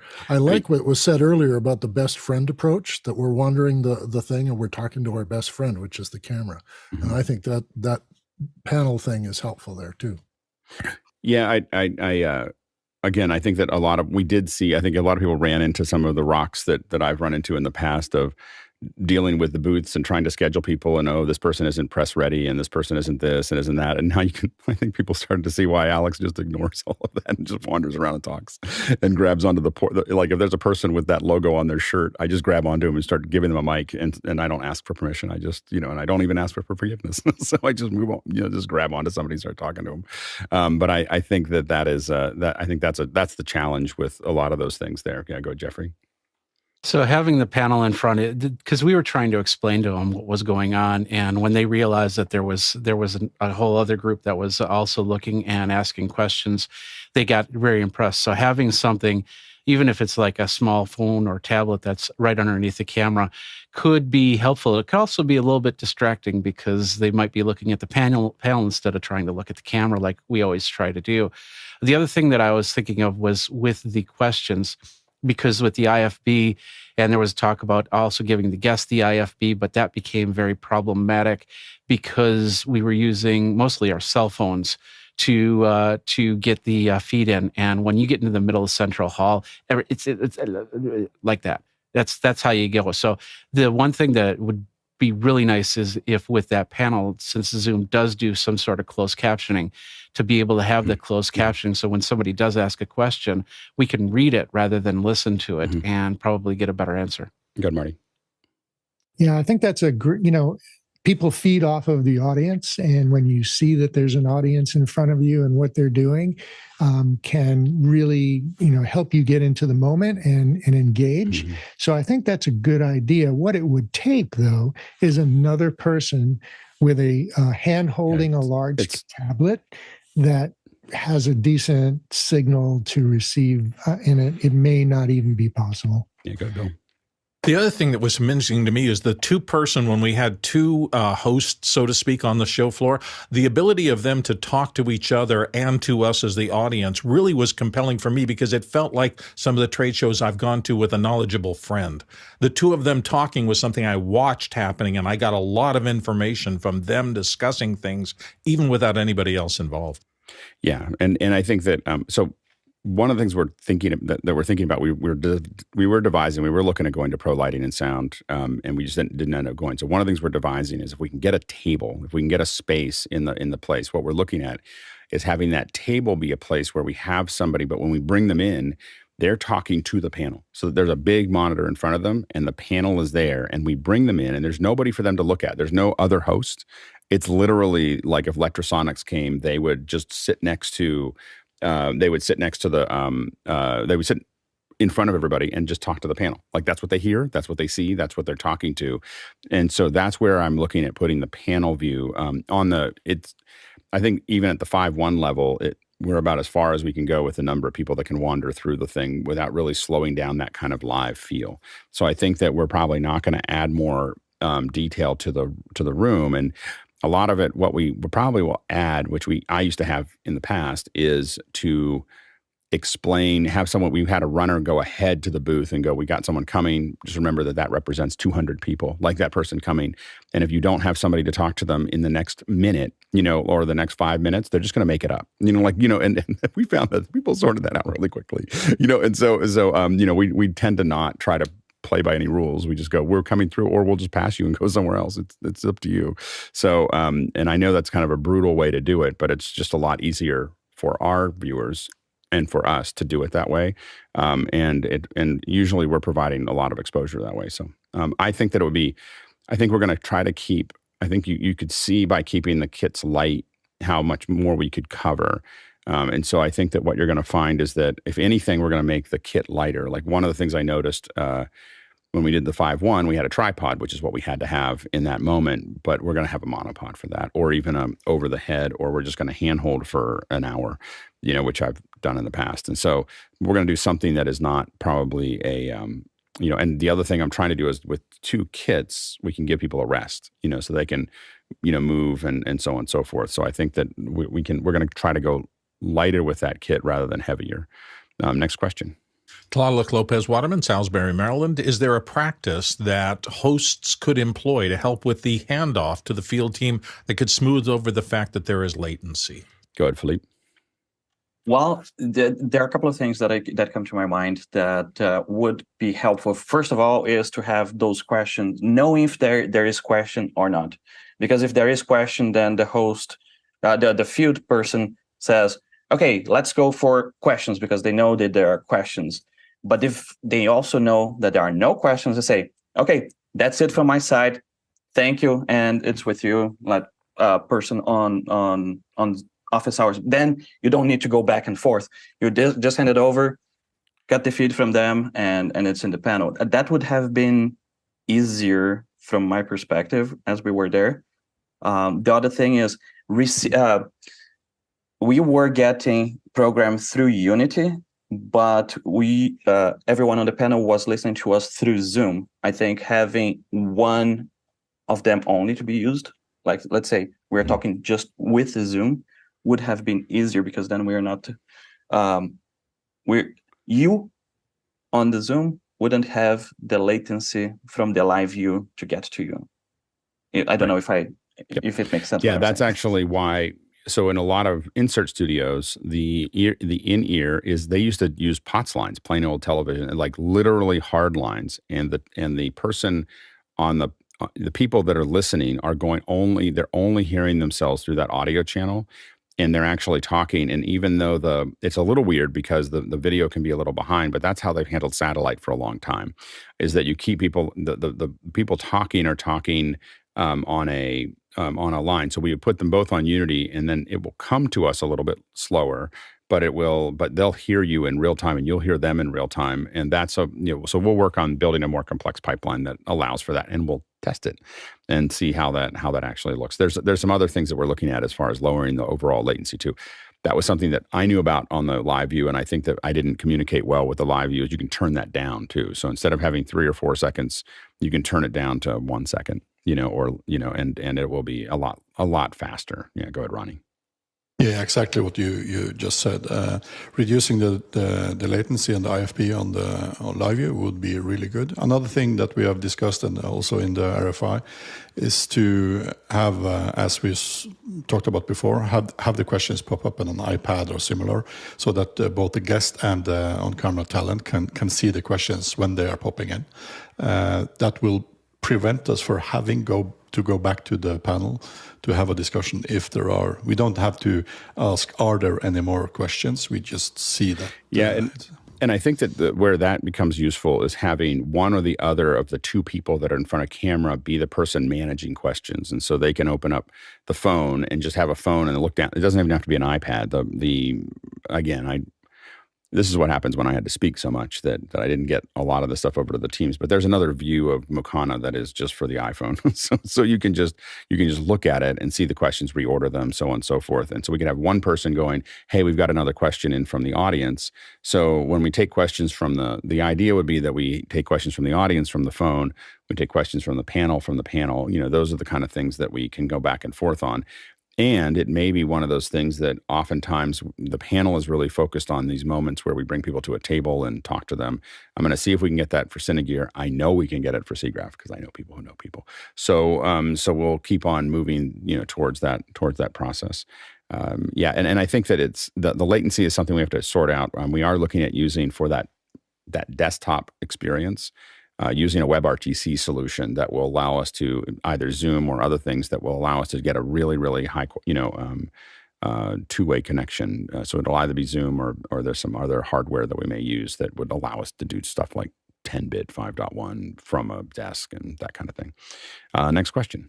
Bo Cordell in Charleston, South Carolina. Would it be possible to collect and vote on questions for vendor booths before the crew gets to the booth? It'd be great if they could show up and have questions ready to go. Go ahead, Sky. All things are possible with time and resources, and I know we have done that in the past. And it to interview and ask questions of our community of what is it that we want to understand and know better. I know Josh put a lot of effort into that in the past, but we had a lot more people behind the scenes. And as Brian was the head cat herder, it was amazing the choices that he had to make to bring the questions together. And again, I observed that Jeffrey, because he's done a lot of these interviews, was bringing those questions to the fore, and George, of course. But I think Javier, his disarming smile, I think it just brought out the joy from the different people that were doing exhibiting. And then Felipe just said, "What do you got? Tell me the new thing." And so I learned a lot, no matter what the people. But I did see you were kind of on the spot at one point, Bo, and I see what you're saying. All things are possible with time and money. Maybe next time. Kirsten? Yeah, in the planning phase 2 months ago, I was quite defensive about this approach. And I was always like, we need to have this list and we want to vote on it and all these things, because I also knew it from the experience from IBC where we did more of that. And however, we usually have then very good quality questions, but we can't get to them because of the flow of the show, because we then need to move on. So now in with NAB this time, we had a different concept. It's like to invite them in for a second hour, and then we really have time to go through all the quality questions and really dive deeper into all the stuff. Yeah, one of the things that I definitely felt like is that at least my opinion right now, and we can keep on deciding what that is that I want to be kind of showing you something and exploring it, not doing a big interview. And the reason I don't want to do that is because, like Kirsten said, I can bring you in for a second hour. We have a tool for that, and so we have a platform for that thing. So what I want to do is give people a taste of what we saw there, get them a little excited about it. We're not going to try to get every question answered. We're going to try to ask a few questions, understand what we're looking at, and then invite them to be on our show, so that they can, and I think that this is an introduction to it, not so much an in-depth interview. So, but I do agree that we could, I have some ideas which I'll talk about as we keep on moving forward. But basically, what I'm thinking about right now for the live is there's three things that and people can put in comments or whatever, but there are three things. One is there is a crew that is going to go to X number of booths. They're absolutely going to go to those booths. We're going to tell you ahead of time. And we're going to come to them every half hour. Like they're going to go in, they're going to get set up. This might have more. This might have the panel view. This might be a little bit more of a tank, but they're going to go to each one of these booths. It might be multi-camera, for instance. So these are the kind of things that crew is going to do. There's another crew that does what I did, which is just going to kind of wander around and just show you things. And then there's the desk, the desk where we're going to bring vendors to those things. And if we kind of round robin between those, in the two of those, we have time to put up tags and people can ask questions but the voting will become very important because we're only going to ask 3 or 4 questions and move on. We're not going to be exhaustive. But then between those things, you just go to the roaming crew that's just wandering around looking at things, and so I think that might be a way that we can kind of make this a more interactive thing. And if with those 3 things, I think we could very comfortably, do a whole day. Like literally start when the expo opens and just go, and because no one crew is being, driven too hard to make that actually happen. Javier? Yeah, definitely having questions ready would have helped, especially like you were saying, and maybe one of the two on the team has the questions, or at least knowing how many questions to ask to keep the flow going would be great. But also another thing that I think that may help to give this we are remotely going experience would be to have like voting to where do we want to go. So like we have like, okay, so we have to visit, there are like 50 vendors. We can vote on which ones we want and get them up. So when we plan our walking, we can know where we do it. In after hours, I think Greg and I did some of that kind of stuff where we were like, telling the people in after hours, where do you want to go? You have any questions for something? And then we planned our route with that in mind. Like someone like Sky has a question for this vendor and maybe Marty has a question for this other vendor. So we planned our route to get to those vendors for the run and gun. Yeah, and I think that one of the things that I was thinking about watching this is that the first day might be all after hours where we're just wandering through, with phones and just looking at those things. And then the next day, like, so we kind of figure out what we're looking at in after hours. And the next day is a whole day or 6 hours or 4 hours of coverage where we're just going to cover, just really blanket it. But that's on, because like Synergies, Friday is probably not the best day to do an all day kind of thing, but Saturday is. so then what we do is we Friday is us everyone just jumping into after hours and looking at those things and then making a decision of, we kind of shake out what those things are, and maybe we having a place to vote on them. Like we throw what we covered in, and people vote on the things that they're most interested in to see. So I think that there's a couple different ways we can do that. Next question. Sky Gleason, Seattle, Washington. Brian Shand, thank you for all your hard work. As executive producer, you had to make creative choices due to the resources available. Can you share some of the creative choices you had to make and why? I don't think Brian's cutting this show because we're all here. So go ahead, Dave, real quick. Yeah, I'm going to channel my best Brian Shand and maybe light a cigarette, maybe. I feel the contribution he's made this time is building systems that we're going to use in the future. He's got the master sheet worked as an anticipation of shows like this and how we're going to manage them in the future. The research department contributed quite a bit, and this is a thing I think we'll rely on a heck of a lot more. And he had the opportunity to have Felipe build a pipeline for the edit crew, which made things so much smoother and easier for the crew and faster response. So Brian's focus was always on logistics, organizing people, and planning for the future outside of what we accomplished today. He saw it as the big experiment, which you've said a lot of, Alex, and this is part of what we've discovered. And one of the things that came out of all this was the NAB discussion after hours became a kind of learning pool where what was going on the floor got discussed, and we were all learning from each other, things that we didn't know or details about stuff. And that could be like a channel for each camera. Yeah. And then people could just tune in wherever that camera's going. I want to know about that and go to that channel. Yeah, anyway. Go, George. Definitely a massive shout out to Brian. I know he's in a totally different time zone. We all are in different time zones.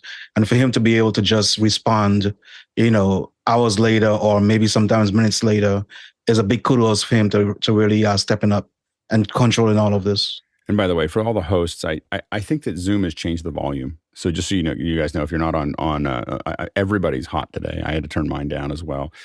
So just everyone take a look. Make sure to look at the meter while you're talking. I think that something's changed inside of the Zoom infrastructure, and we're all coming in hotter than we were before. But I do agree. I think that Brian did an amazing job, and he was so calm, so calm all the time, just handling all the things that are there, and just kind of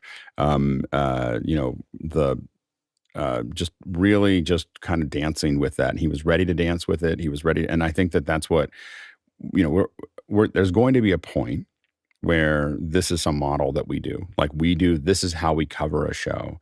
And I think that I specifically wanted to do damage to, getting too caught up in what we've done in the past and really just start to, let's just throw a bunch of stuff that direction because we've got a lot of people and let's figure this out.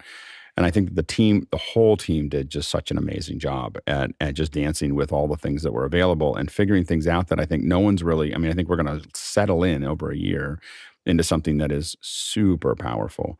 And I think that but I think people like Brian and like many people on the team, whether it was people offsite, onsite, really made a difference in being willing to just dance with what we had, not where we should be or where we shouldn't be, et cetera. Next question. Greg Grichmeyer, Topping, Virginia. Does Office Hours have enough horsepower to be able to get vendors to lend us components that we actually walk around the show and build live in after hours? Yes, pre-planned. Go ahead, Courtney. I think that's pretty hard because a lot of the time these vendors, the stuff that we want to look at is new stuff and it's not out yet. And they're going to want to keep that stuff in their booth. They're not going to want to lend it to somebody to put in another booth, and it may only be a prototype. So there are companies like CNET used to, and TWIT used to have as Alex described, a desk or a booth in the show itself where they would invite vendors in to premiere their stuff on that show. That stuff was all scheduled in advance, and the companies were all notified in advance of that so that they could make sure they have enough personnel. And the problem is on a show like Cinegear, which is all spread out over a backlot, security is an issue, and nobody wants to leave your booth unattended is disastrous, and so they may not want to leave that booth or leave that new equipment unattended even for a few moments because it can be a problem. Right, so, and I also want to note that we did have a lot of things that were lent to us to make this happen. So while they weren't brand new components, Electrosonic really tighten the whole thing up. Like having a whole bunch of electrosonics. So we had 4 mic plugs. We had the receivers. We had some IFB stuff that we had a little, not from electrosonic, but we had just trouble getting some interface stuff working, on our end. But it was key. I mean, I think that having electrosonic wireless made a massive difference in the audio quality of our show. Being able to just not have to think about wireless anymore. LiveView, of course, lent us the backpack. Jeff Keithley lent us another LiveView, along with stuff. So there was a lot of people coming together. And then I also want to underline that a lot of individuals, Ronnie, I'm not going to remember everybody, but Ronnie and Edwin and others brought their own camera systems, had their own mic systems, had their own, bits and pieces that they brought in to make this actually work. So these camera systems were not all something that we just came up with. There was individuals within our group that made it happen, and people were trading wires and figuring out where mics we can use and figure out what interfaces we can put together, and that'll all get better. But we also did get some industry support, and I expect us to get more. I'm not going to try to. My intention is not to make the after hours heavier. So when we're talking about after hours, we're gonna. I want that to be a phone. Like I want that to be something that is just a phone and us talking. I maybe putting something like a microphone in it or something like that. But I don't want it to become there needs to be kind of we're walking around with the phone, and then there's another version where we're doing a show. If we start making one heavy, the other one will suffer. Like if we make the after hours heavy, we won't cover as much. And I also, want the expert, folks that have been on the panel that we know what they know and so on and so forth to be the ones in front of the camera during the office hour streams. In after hours, I want any member who is part of our organization, that is part of our team, that's on the ground, to be able to share and be part of that in after hours. And so those are two different, and I think it's important that we keep them separate. Now go ahead, Jeffrey. Yeah, and exactly what Courtney said with the products, even not the new products, but let's say, because we actually talked about this, it would be great if we came with just a backpack and said, hey, well, come down to Sony, can we borrow a camera? But we don't. Yeah, no, but the point is that those products are there for show. Even if they work or not, doesn't matter. They need it in the booth to do that, and that's not going to happen, definitely. The other half is that if you say, hey, we're coming to the show, you want that, then there's a little bit of a sticky wicket on that, and then what they expect is it being a sponsorship or it being. I just want to be clear that everybody we've asked has said yes. And we had people like Teradek wanted to give us stuff, and I couldn't coordinate getting it because I had thought about it at the last minute. And so like we're looking at so we're not having we people are interested in what we're doing. We'll never ask them on site because, as everybody said, that's for people to see. We're never going to do that. I'm already putting out the requests for Cinegear. No one has said no.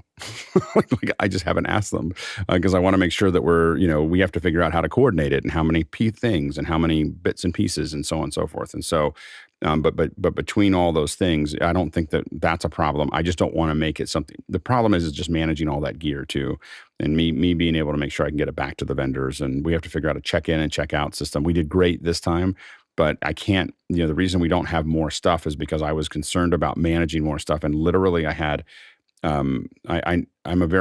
because I was traveling by myself, I have one large bag, one carry-on, one backpack, and everything had to fit into that. And it was airtight. And it's why I didn't bring a 12K camera, but we will have one. So the reason we didn't do 4K 60 for the HDR test was because I didn't have any more bag room and I wasn't willing to cart it and I wasn't willing to deal with all the other bits and pieces there. So at Cinegear, we're definitely going to do that. So we'll have bigger cameras, but it was literally just a matter of my whole week before, not my whole week, but all my spare time, after, for the week and a half before was just buying and packing things, to bring out. And so I think that, but we definitely have enough. But what I'm saying is for after hours, we're not going to do that. For office hours, you're going to absolutely see us do more. One of the things that we saw that I want to do next is with the LiveView or something else, we have 4 feeds and we're talking to Teradek about either using bolts or Rangers. And so potentially we're going to get 2 Rangers, which means the live view doesn't have the camera crew can just wander out and the backpack can follow behind or not, maybe even go anywhere. And so we're looking at a bunch of options there to make that happen. But live view is already committed to supporting us in the future. And I think that Electrosonic will as well. And so we'll keep on, the kits are going to get more and more involved. I'm doing it slowly because I need to see us be successful before I'm willing to, put us out there and ask for more things. And so it's really limited by my willingness to do that. And I have way more confidence now based on what we did at NAB to make more requests for Cinegear, which is much smaller than NAB and much easier to manage. Next question. Next one comes from JJ McKenna in San Rafael. Where is the Buy Mickey a Coffee link? And I'm just going to raise my hand because I did it first. I bought him a coffee already. There we go, Javier. And not only Mickey, I think JJ, Kevin, Brian, Kirsten, I think I owe like a gallon of coffee to everyone that's really, really did a great job. So whoever finds those links, please send them my way. Next question. Next question comes from Talal Lopez Waterman in Salisbury, Maryland. Are there any edits, pre-records, or shorts we can expect to see? Go ahead, Dave. I've been saying this repeatedly. We have a mountain of B-roll, so that's going to get assembled together to give people a real overview of the whole thing. We have a few shorts and some work left yet to be done, and we have some long-form stuff as well, which Alex is going to try and censor. But yeah, there's a lot of work left to be done to just get all the stuff in a form that people can watch, and we'll be putting it all up on YouTube as it comes up. Go ahead, Jeffrey. Yeah, and I'll be doing most of the YouTube stuff. We're talking about figuring out schedules, and we're not going to just throw it all up at once because that doesn't work really well with the YouTube algorithm. Mm-hmm. But I do want to shout out to Greg, and he just said, I got to go out there and get shorts. I got to go out there and get after hours. And he was doing a lot. I know, was it Paul that was also doing a lot of after hours stuff on there as well? So I wanted to shout out to those guys because they became real workhorses on that. Yeah. I don't know what Greg was planning to do at NAB, but it just became his entire existence was working on that. Such a great job, and it was so yeah. Such a pleasure. Greg, Bob, and Tom they were just workhorses in their areas. It was great. Yeah, Greg, Bob, and Tom, and I a shout out to Bob and Tom, and they were just sitting, making sure that everything was working. We were getting transfers, and it was so important to have them there. And there's collector's items because if you were there, Bob made some patches and some shirts that were floating around a little bit, so it was kind of fun. But that was a huge thing, and so anyway, so I think it was good. Next question. Grant Whitehead, Adelaide, Australia. I really enjoyed the HDR 5.1 test. The tech was awesome, but the style of walking around was my favorite remote experience. Alex, can you speak to what it takes to do that kind of informal format? Yeah, I mean, that's the style that what you saw in that test was the style that I am the most comfortable with. And I can do that for hours. I mean, I've done it for 6 hours with like a half an hour break in the middle. And so when I kept on saying, hey, we should just go wander around, I think I felt like I needed to show people the way I cover shows. And so I don't think it's the only way to cover the show, but I do think that it's a piece of the show that we want to have in there. And we did it for an hour, and I thought it was a lot of fun. We just wander around, and we wander into a booth, and we wander out of a booth, and I think that there's something about that that's a lot of fun. I think that we will do more of that, as we move forward. But the hard part is that it is complicated. Like I have been doing NAB we realized I was having a lunch with a friend, and we realized this is our 29th time or 29th year that maybe not 29th night, we missed a couple during COVID, but 29th year that we've been having lunches at NAB. And so I've done it for a long time. So when I'm looking at stuff, it's different. It's a really hard thing to do if you haven't done NAB for at least 10 or 15 years. But I think that it is, we're definitely going to keep on adding that flavor back in to what we're doing. Go ahead, John. Yeah, I would agree that I thought it was the best part in that I saw more of the show in that 1 hour than I did all the other hours we covered. And I would love to see a dedicated interview space, whether it was a table or booth or whatever, where we do those 5 to 7 minute interviews with vendors, and then you cut to teams who are wandering on really lightweight rigs that are just showing the show. That's the goal. Is that what I want to do is And when you say 5 to 7, I'm thinking 3 to 5 max. Like we will not spend more than 5 minutes at any given vendor as we move forward, because again, if we want to spend more time with them, we'll bring them to the second hour and talk to them. But I think that, the idea, I think that there's a reason to plan something, especially if someone has if they've got a jib or they've got a big thing that we have to go to, we can't bring them to us. Then if we can bring them to us, we'll bring them to a table and talk to them a little bit. Then we have some things that go out and find things that can't move, and we pre-plan those to go to those things. And then you have a team that might be anywhere from half to, probably half of the show is just wandering around, to your point, and just showing people just everything that we get there. And so it gives the more pre-planned stuff more time to set up. Like it just lets these are the tent poles of things that we want to do, both at the table and out in the field. And in between, we're just making sure that you see the whole expo. And I think that if we do it, for a whole day, and when I look at IBC, my goal is to do it for 2 days or 3 days.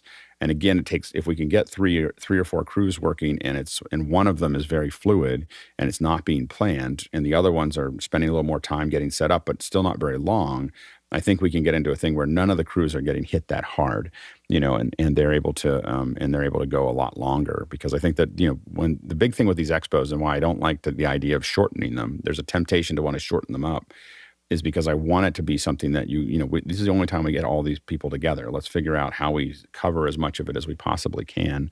And I did get a lot of response from that walkthrough beyond the 5.1 HDR, which was amazing, was just the format people seem to really gravitate towards. Next question. Greg Greckmeyer in Topping, Virginia. I devoted a lot of unplanned hours to after hours via cell phone. Should we plan for more appropriate kits for the upcoming shows? Go ahead, Ronnie. Well, we had actually 2 kits. One was the Sony, which was connected to the Live View, which is the good thing. The other one that was contributing directly into Zoom was just an iPhone 14 with a battery pack with a Rode Go mics and actually Apple's original AirPlugs to monitor the return audio from Zoom. So it's possible. It's documented also in the RFI documentations. I'm not very committed to that. I wasn't very successful in mine. The only thing that was really missing for mine is I did add I didn't get to use it, but I did add a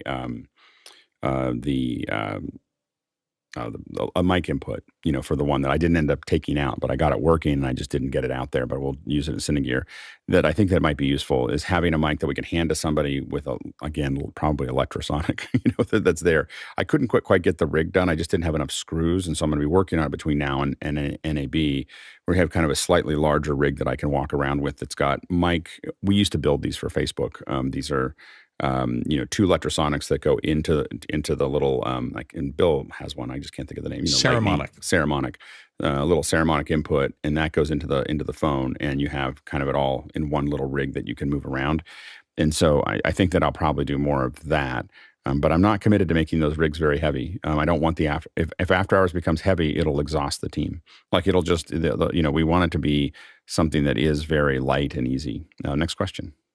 Grant Whitehead, Adelaide, Australia. Up next, pairs of hosts work really well in the field. Oops, no, I'm sorry, that isn't the question.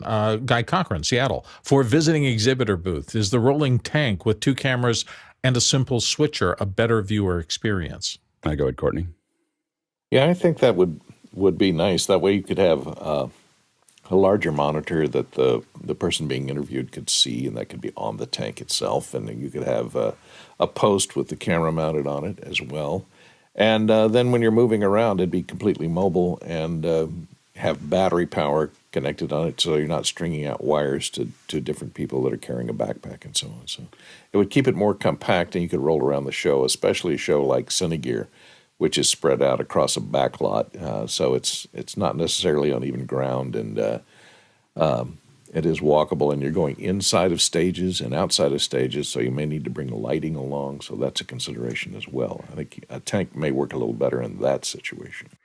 Go ahead, Jeffrey. Sometimes with these shows, if you have something like a tank or a cart or anything like that, there's limitations into bringing on the show floor. They ask you to go in the corner and then take your gear and move it from there.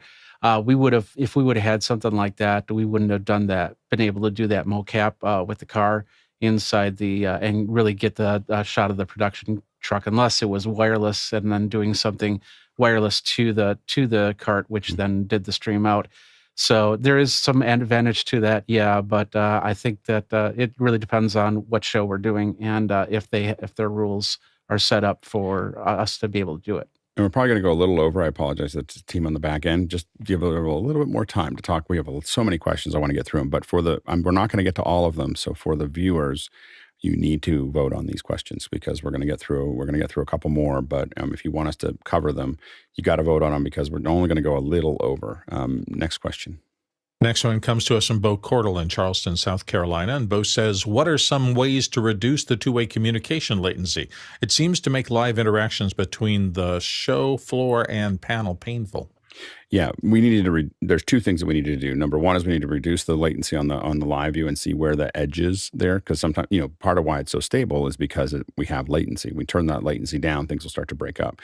The second thing is we need to have the audio feed we have to have a way for the audio feed to be on going into Unity directly from the crew on site, so that two-way is going back and forth. We still have to have there's a little bit of a weird overlap that happens on the other side, and part of it is we have to rehearse it so that the panelists, at least the host that's going to ask the questions or the panelists, understand what the latency is. A lot of what makes latency work and not work in broadcast is that the reporters and the folks in the studio understand that there is latency, and they don't try to talk over each other. So that you'll see them nodding. There's a nodding thing that happens a lot. And they wait for that thing to happen, and that's a skill. That's not a hardware problem. That's a wetware problem. So it's a mixture of lowering the latency, and then again for the desk, I'm trying to get us bandwidth so that we can have WebRTC of some solution managing that process to make that happen. So stay tuned for that. Next question. Liberty White, Atlanta, Georgia. It was great to see new faces on the floor. The synergies, amazing. When will we see the dynamic duos again? Jeffrey Powers and Georgie Kennedy Jr. with Javier Alfaro and Felipe Baez. I go with Felipe. Well, I will be at IBC 95% certainty. So that could be a good place to start. Then we have to figure out how to get Javier to IBC. That's going to be the key. Yeah, there we go. It'll be. I think that these are going to be moments that we're going to have a different mix of people at Cinegear, a different mix of people at SIGGRAPH, a different mix of people at IBC. I expect to come back to NAB and do it again.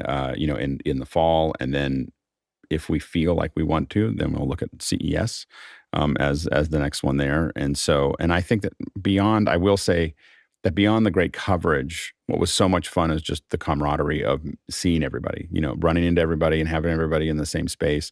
And that's why I'm really committed to going to more of these, which I thought I would never do. But I'm committed to going to more of them. I just want to see more office hours, folks. I had a really good time hanging out with everybody. So stay tuned for that. Next question. Felipe Baez in Prague, Czech Republic, and here on this panel. One of the biggest challenges we faced was internet connection. Most of the time we had between 1 megabit per second and 3 megabits per second upload speed. Is there any way we could become an independent from the venue's internet connection, maybe a vendor lending a 3G bonding device? And we did get help from Keenan. So disaster recovery lent us a connection that was a bit faster. But I am working on, for Cinegear, I am trying to see if we can't get a very fast connection to upload things there. The other thing is the Live View has some tools that we didn't use, and I just didn't want to confuse everything. But there's a store and forward system inside of the Live View that can upload a lot of things pretty quickly. For us, Vegas is a little bit of an island. In LA, which is where the next two events that we're doing are going to be, I have a lot of resources. So my ability to drive it somewhere 15 minutes away and just upload on a 1 gig connection is pretty high. So I think that we may not. There'll be ways for us to do a lot of this in the future that may not be on site, but I am working on an on-site solution. We'll see how that goes. But I'm working on potentially a very fast online solution for us to do exactly what you're talking about. Next question. Henry Ramos, Yonkers, New York. Did the field crew's IFB have each other in it, such as Crew 1 could hear Crew 2's live shot? Go ahead, Bill. A lot of it, but not all of it. I had some problems at the anchor desk trying to figure out. At one point, my IFB went really bad. I don't think anybody else's did, and Mickey had to work with me to try to fix it. We're just working these things out, and it's live, and you do what you need to do. Yeah, go ahead, Jeffrey. On the field teams, when I wasn't talking, I could hear the other team going from there. By the way, just want to shout out TJ was also part of that field team. I want to give him props too. We did get TJ. Heineman, yeah, it was funny. DJ's been on the panel a couple times, and I didn't really know him that well. And the two of us were walking back. We happened to be staying at the same hotel at the Westgate. And by the way, I would recommend. I looked at the trials and tribulations that everyone went through. I highly recommend the Westgate. I was tempted not to say that because I don't want people to take my rooms. But the Westgate is so much more convenient than all the other hotels. It's not the shiniest hotel, but it's right next to the North Hall. And I watched everyone trying to get cabs and trying to figure stuff out. And I think we should just try to get a block of rooms there. And I even was thinking like, I don't know if I really want a house in Vegas, specifically because the Westgate is so. I was like, I don't know if I want to give up the Westgate, because it's so nice to be able to just walk 10 minutes and be back at the hotel. Anyway, and because we were moving gear around back and forth, because my room was at the Westgate, we were able to move gear in and out relatively easily. But yeah, so I do think that this gets back into unifying that comm system between if we use Unity to or we potentially might use ClearComm as we go forward. So what I'm trying to do is get a ClearComm solution for Cinegear that is actually trunking through the internet. It's trunking back to a subsystem and using FreeSpeak. And so we're trying to figure that out for Cinegear. And so if we get that done, then most of these issues will go away pretty quickly. So stay tuned for that. Next question. Josh Kaufman, Pittsburgh, Pennsylvania. What might be a good solution for Office Hours branded wardrobe for our field reporters? Go ahead, Sky. Well, I think the mic box with the ID on it would be helpful, but I'm going to vote up the polo shirt, and I think a unique like a band T-shirt would be fun, or a hat. But I'm kind of voting against the tattoo. It can be temporary. Go ahead, Felipe. Well, I personally don't love the idea of a uniform because I'm not there also only for office hours. I also want to be able to represent my own company and myself as well. And I actually say this a little bit like TV. They are well dressed, but they are not with uniform normally. So maybe something on the microphone. I don't know, but that's it. Yeah, I think that for folks, I think that would help. I think that there's probably going to be crew shirts for the next one, so at least crew T-shirts if people want to use them. And it's not going to be required, but people can wear them if they want to. It will make things go a little bit faster, and it's really good if you're walking around with something on it's the back of the shirt. You'll notice that I'll spend a lot of time on the front, very little. The front shirt will always just be the logo, no text on the front. If anything I want to say is going to be on the back of the shirt because that's what people see. so that's but people can choose to do those things. I've worn shirts in the past. It'll be up to the hosts of what they want to do and what they don't want to do in that area. So we'll see how it goes. But I do think that hats and shirts. The hard part for me is if you knew how much, even though the cards were very simple, when we get into branding and things, you'll find that I have a part of my brain that turns on that becomes very hard to get through. It's just, I work with a lot of big brands. And so I'm just used to 1,000 rules that I have to fulfill to make that happen. And I'm not even happy with those cards. You'll never see those again. I just ran out of time. Next question. I'm voting for the Office Hours boutonnieres and corsages. Next question comes from Graham Whitehead in Adelaide, Australia. I feel like the lip sync is less important than easy conversation flow from the panel to the field. Do you think the camera mostly being on gear and or B-roll could work to enable low latency conversation? I'll go ahead, Dave. Yeah, that's a style consideration. Before I answer that, though, Brian Shand is asking us to acknowledge Keenan Campbell, who loaned us the disaster group router. And we talked about that a little earlier. Yeah. And well, we mentioned that we had the router, but we didn't mention Keenan. So he wanted us to do that. Anyway, but yeah, Keenan, it was great for Keenan to make that available to us. And we used it in a couple different ways, and it was super useful. And I'm really excited about that solution. I couldn't believe how small it was. It was, so that disaster recovery's little modem, it's got the little modems. It was a solid 10 times faster than what we were provided by the venue. Yes. So that's right. Dave.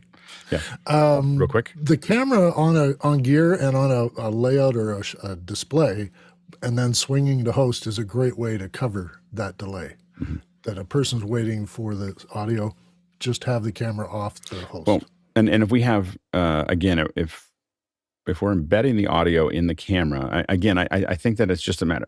What we need to do is they need to be able to hear the panel in real time. That's the big thing. We also need to find a better way for the vendors to hear it. I think we shared headphones with the vendors. We'll never do that again, ever. I didn't know that it was happening until later, but we can never, ever, ever do that again. so there's a whole line of problems there. So what we'll do is we'll find a second system where we won't do it, but we should. It was nice for Greg to hear the whole I got it, after hours group there. But that's only for him. Yeah. We can't share it with other people. So it's. But anyway, next question. Tyler Roberts in Chambersburg. Any swag that was collected that was worth mentioning? Jeffrey, real quick. The biggest thing is it's collecting swag. You run into a lot of problems. There wasn't anything that I found. I did get a couple things afterwards, but that's through relationships with vendors. But the most I grab is like a mint from the table, but I don't normally grab swag. I don't grab swag because usually my bag is so full. I was like, I don't know where to put it. I don't even want handouts because I don't know where to put it in my bag. Next question. Douglas Carmichael, would you ever think of using the Office Hours space model of creating a central control point at the event site and backhauling the full feed to the studio? We're working on that. That's what we're working on. So stay tuned for that.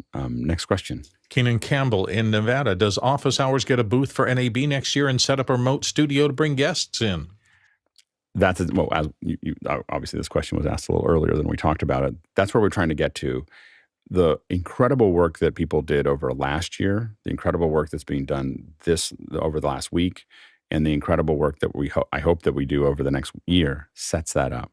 As we start to build a pattern, it's hard to say we're going to do this great thing, and we're going to come to your thing, and it's going to be worth giving us a space until we can prove that we can do that. And so as we improve all of these and build them all up, we're building the foundation, by doing all the things that we're doing now to make those bigger requests and to get those bigger requests. I asked for a booth at NAB in the fall, and I didn't even get anyone to respond.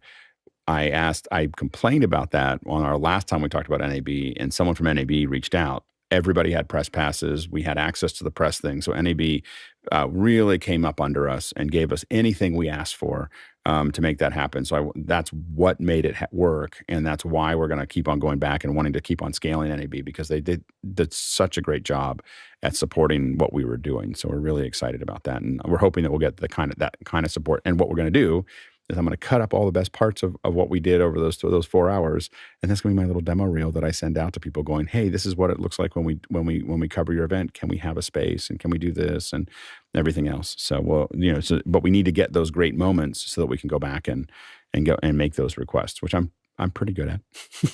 I just need the content. Next question. Douglas Carmichael, thinking back to the 1990s era NBC Olympics TripleCast experiment, what would you think about 2 to 3 separate streams with different perspectives that the user can switch between at will? Go ahead, Courtney. Normally that's been a bad idea. The problem is if the different perspectives are of the same thing at the same time, that might be okay.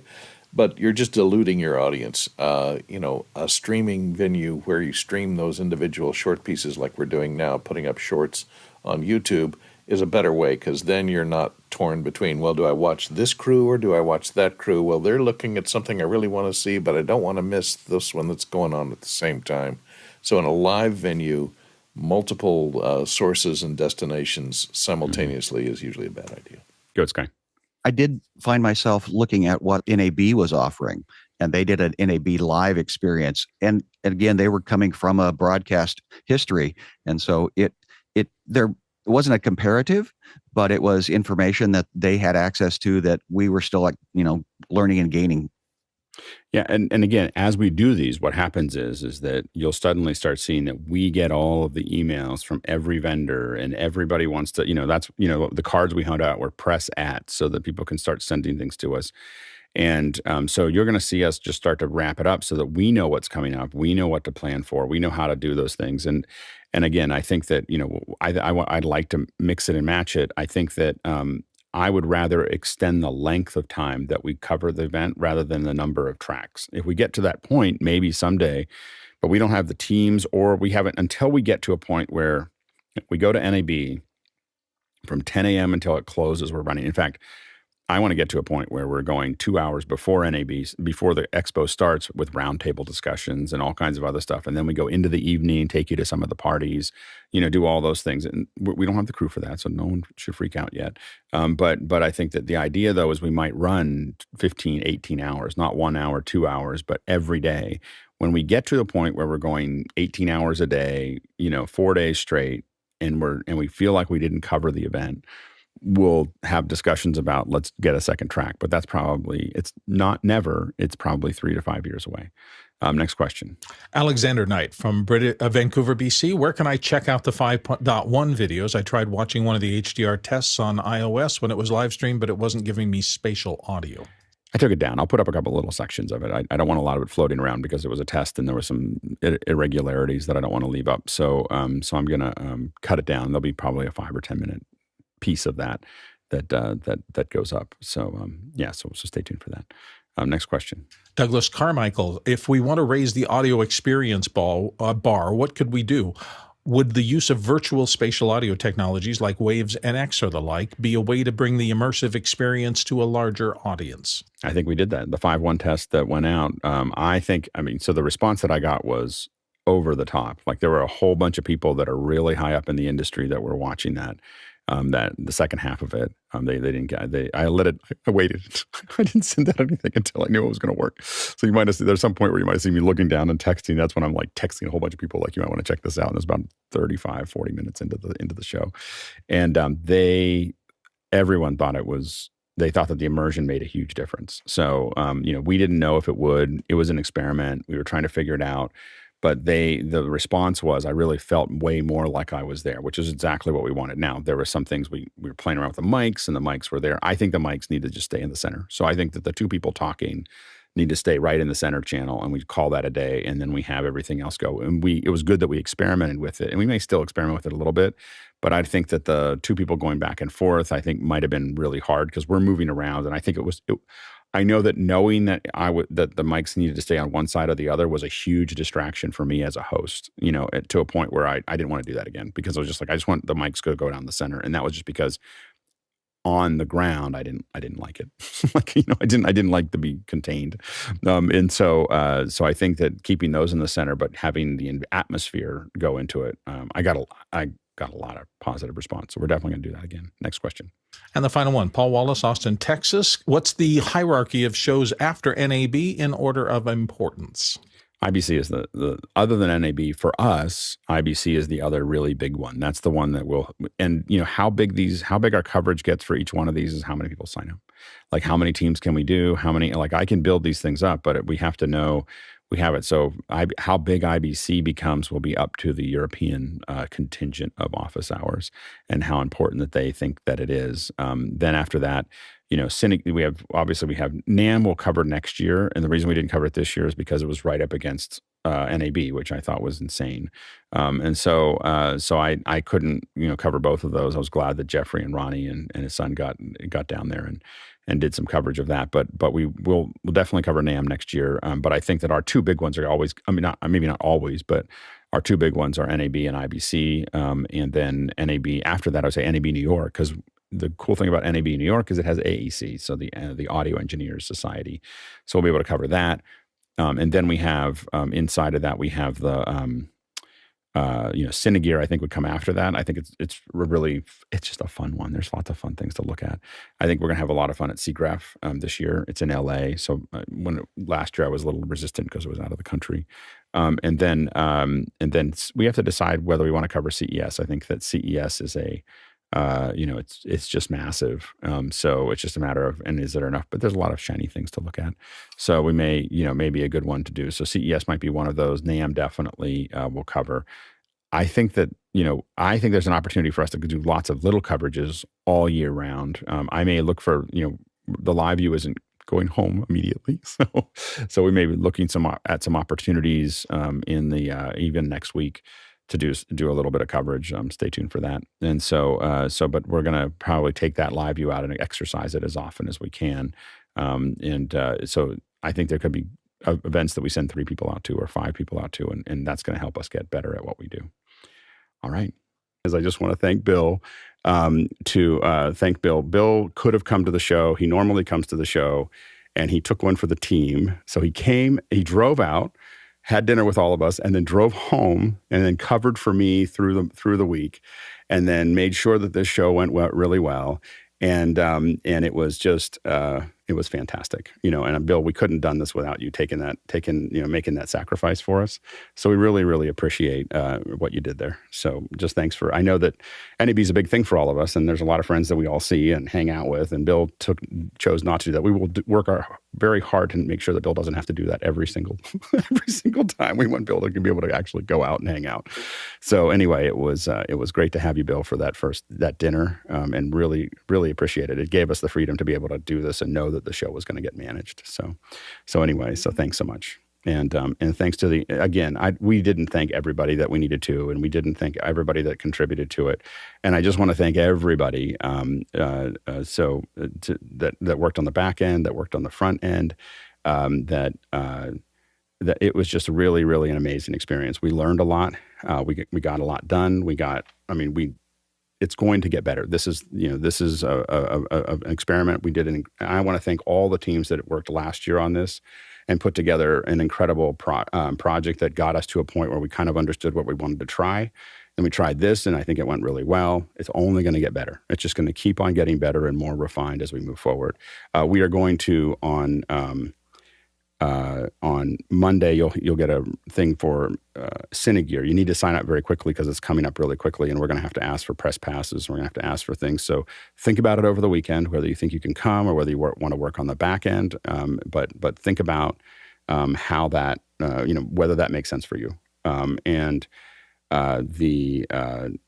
We'd love to have you there. I'm going to be down there as part of the coverage. We may also have a little bit of coverage for WWC on site. So stay tuned for that as well. That'll be coming right after that. So stay tuned for that as well. And anyway, it was great. It was really, really great. Thanks again to all the questions. It was a great conversation today. Thanks to the panelists. We can't do this without you. And thanks to the incredible team, both for NAB and for this show, that make this happen every single day for, 1,200 times or something like that. It's incredible. It was really fun to see this big panel today of all these great cameras and mics and everything else. And it was great to see people that we like Kirsten, that we don't see very often, come on the panel. So Kirsten, you need to come on more often. We'd love to have you. Anyway, so it's just really fantastic. All right, let's go ahead and jump into After Hours.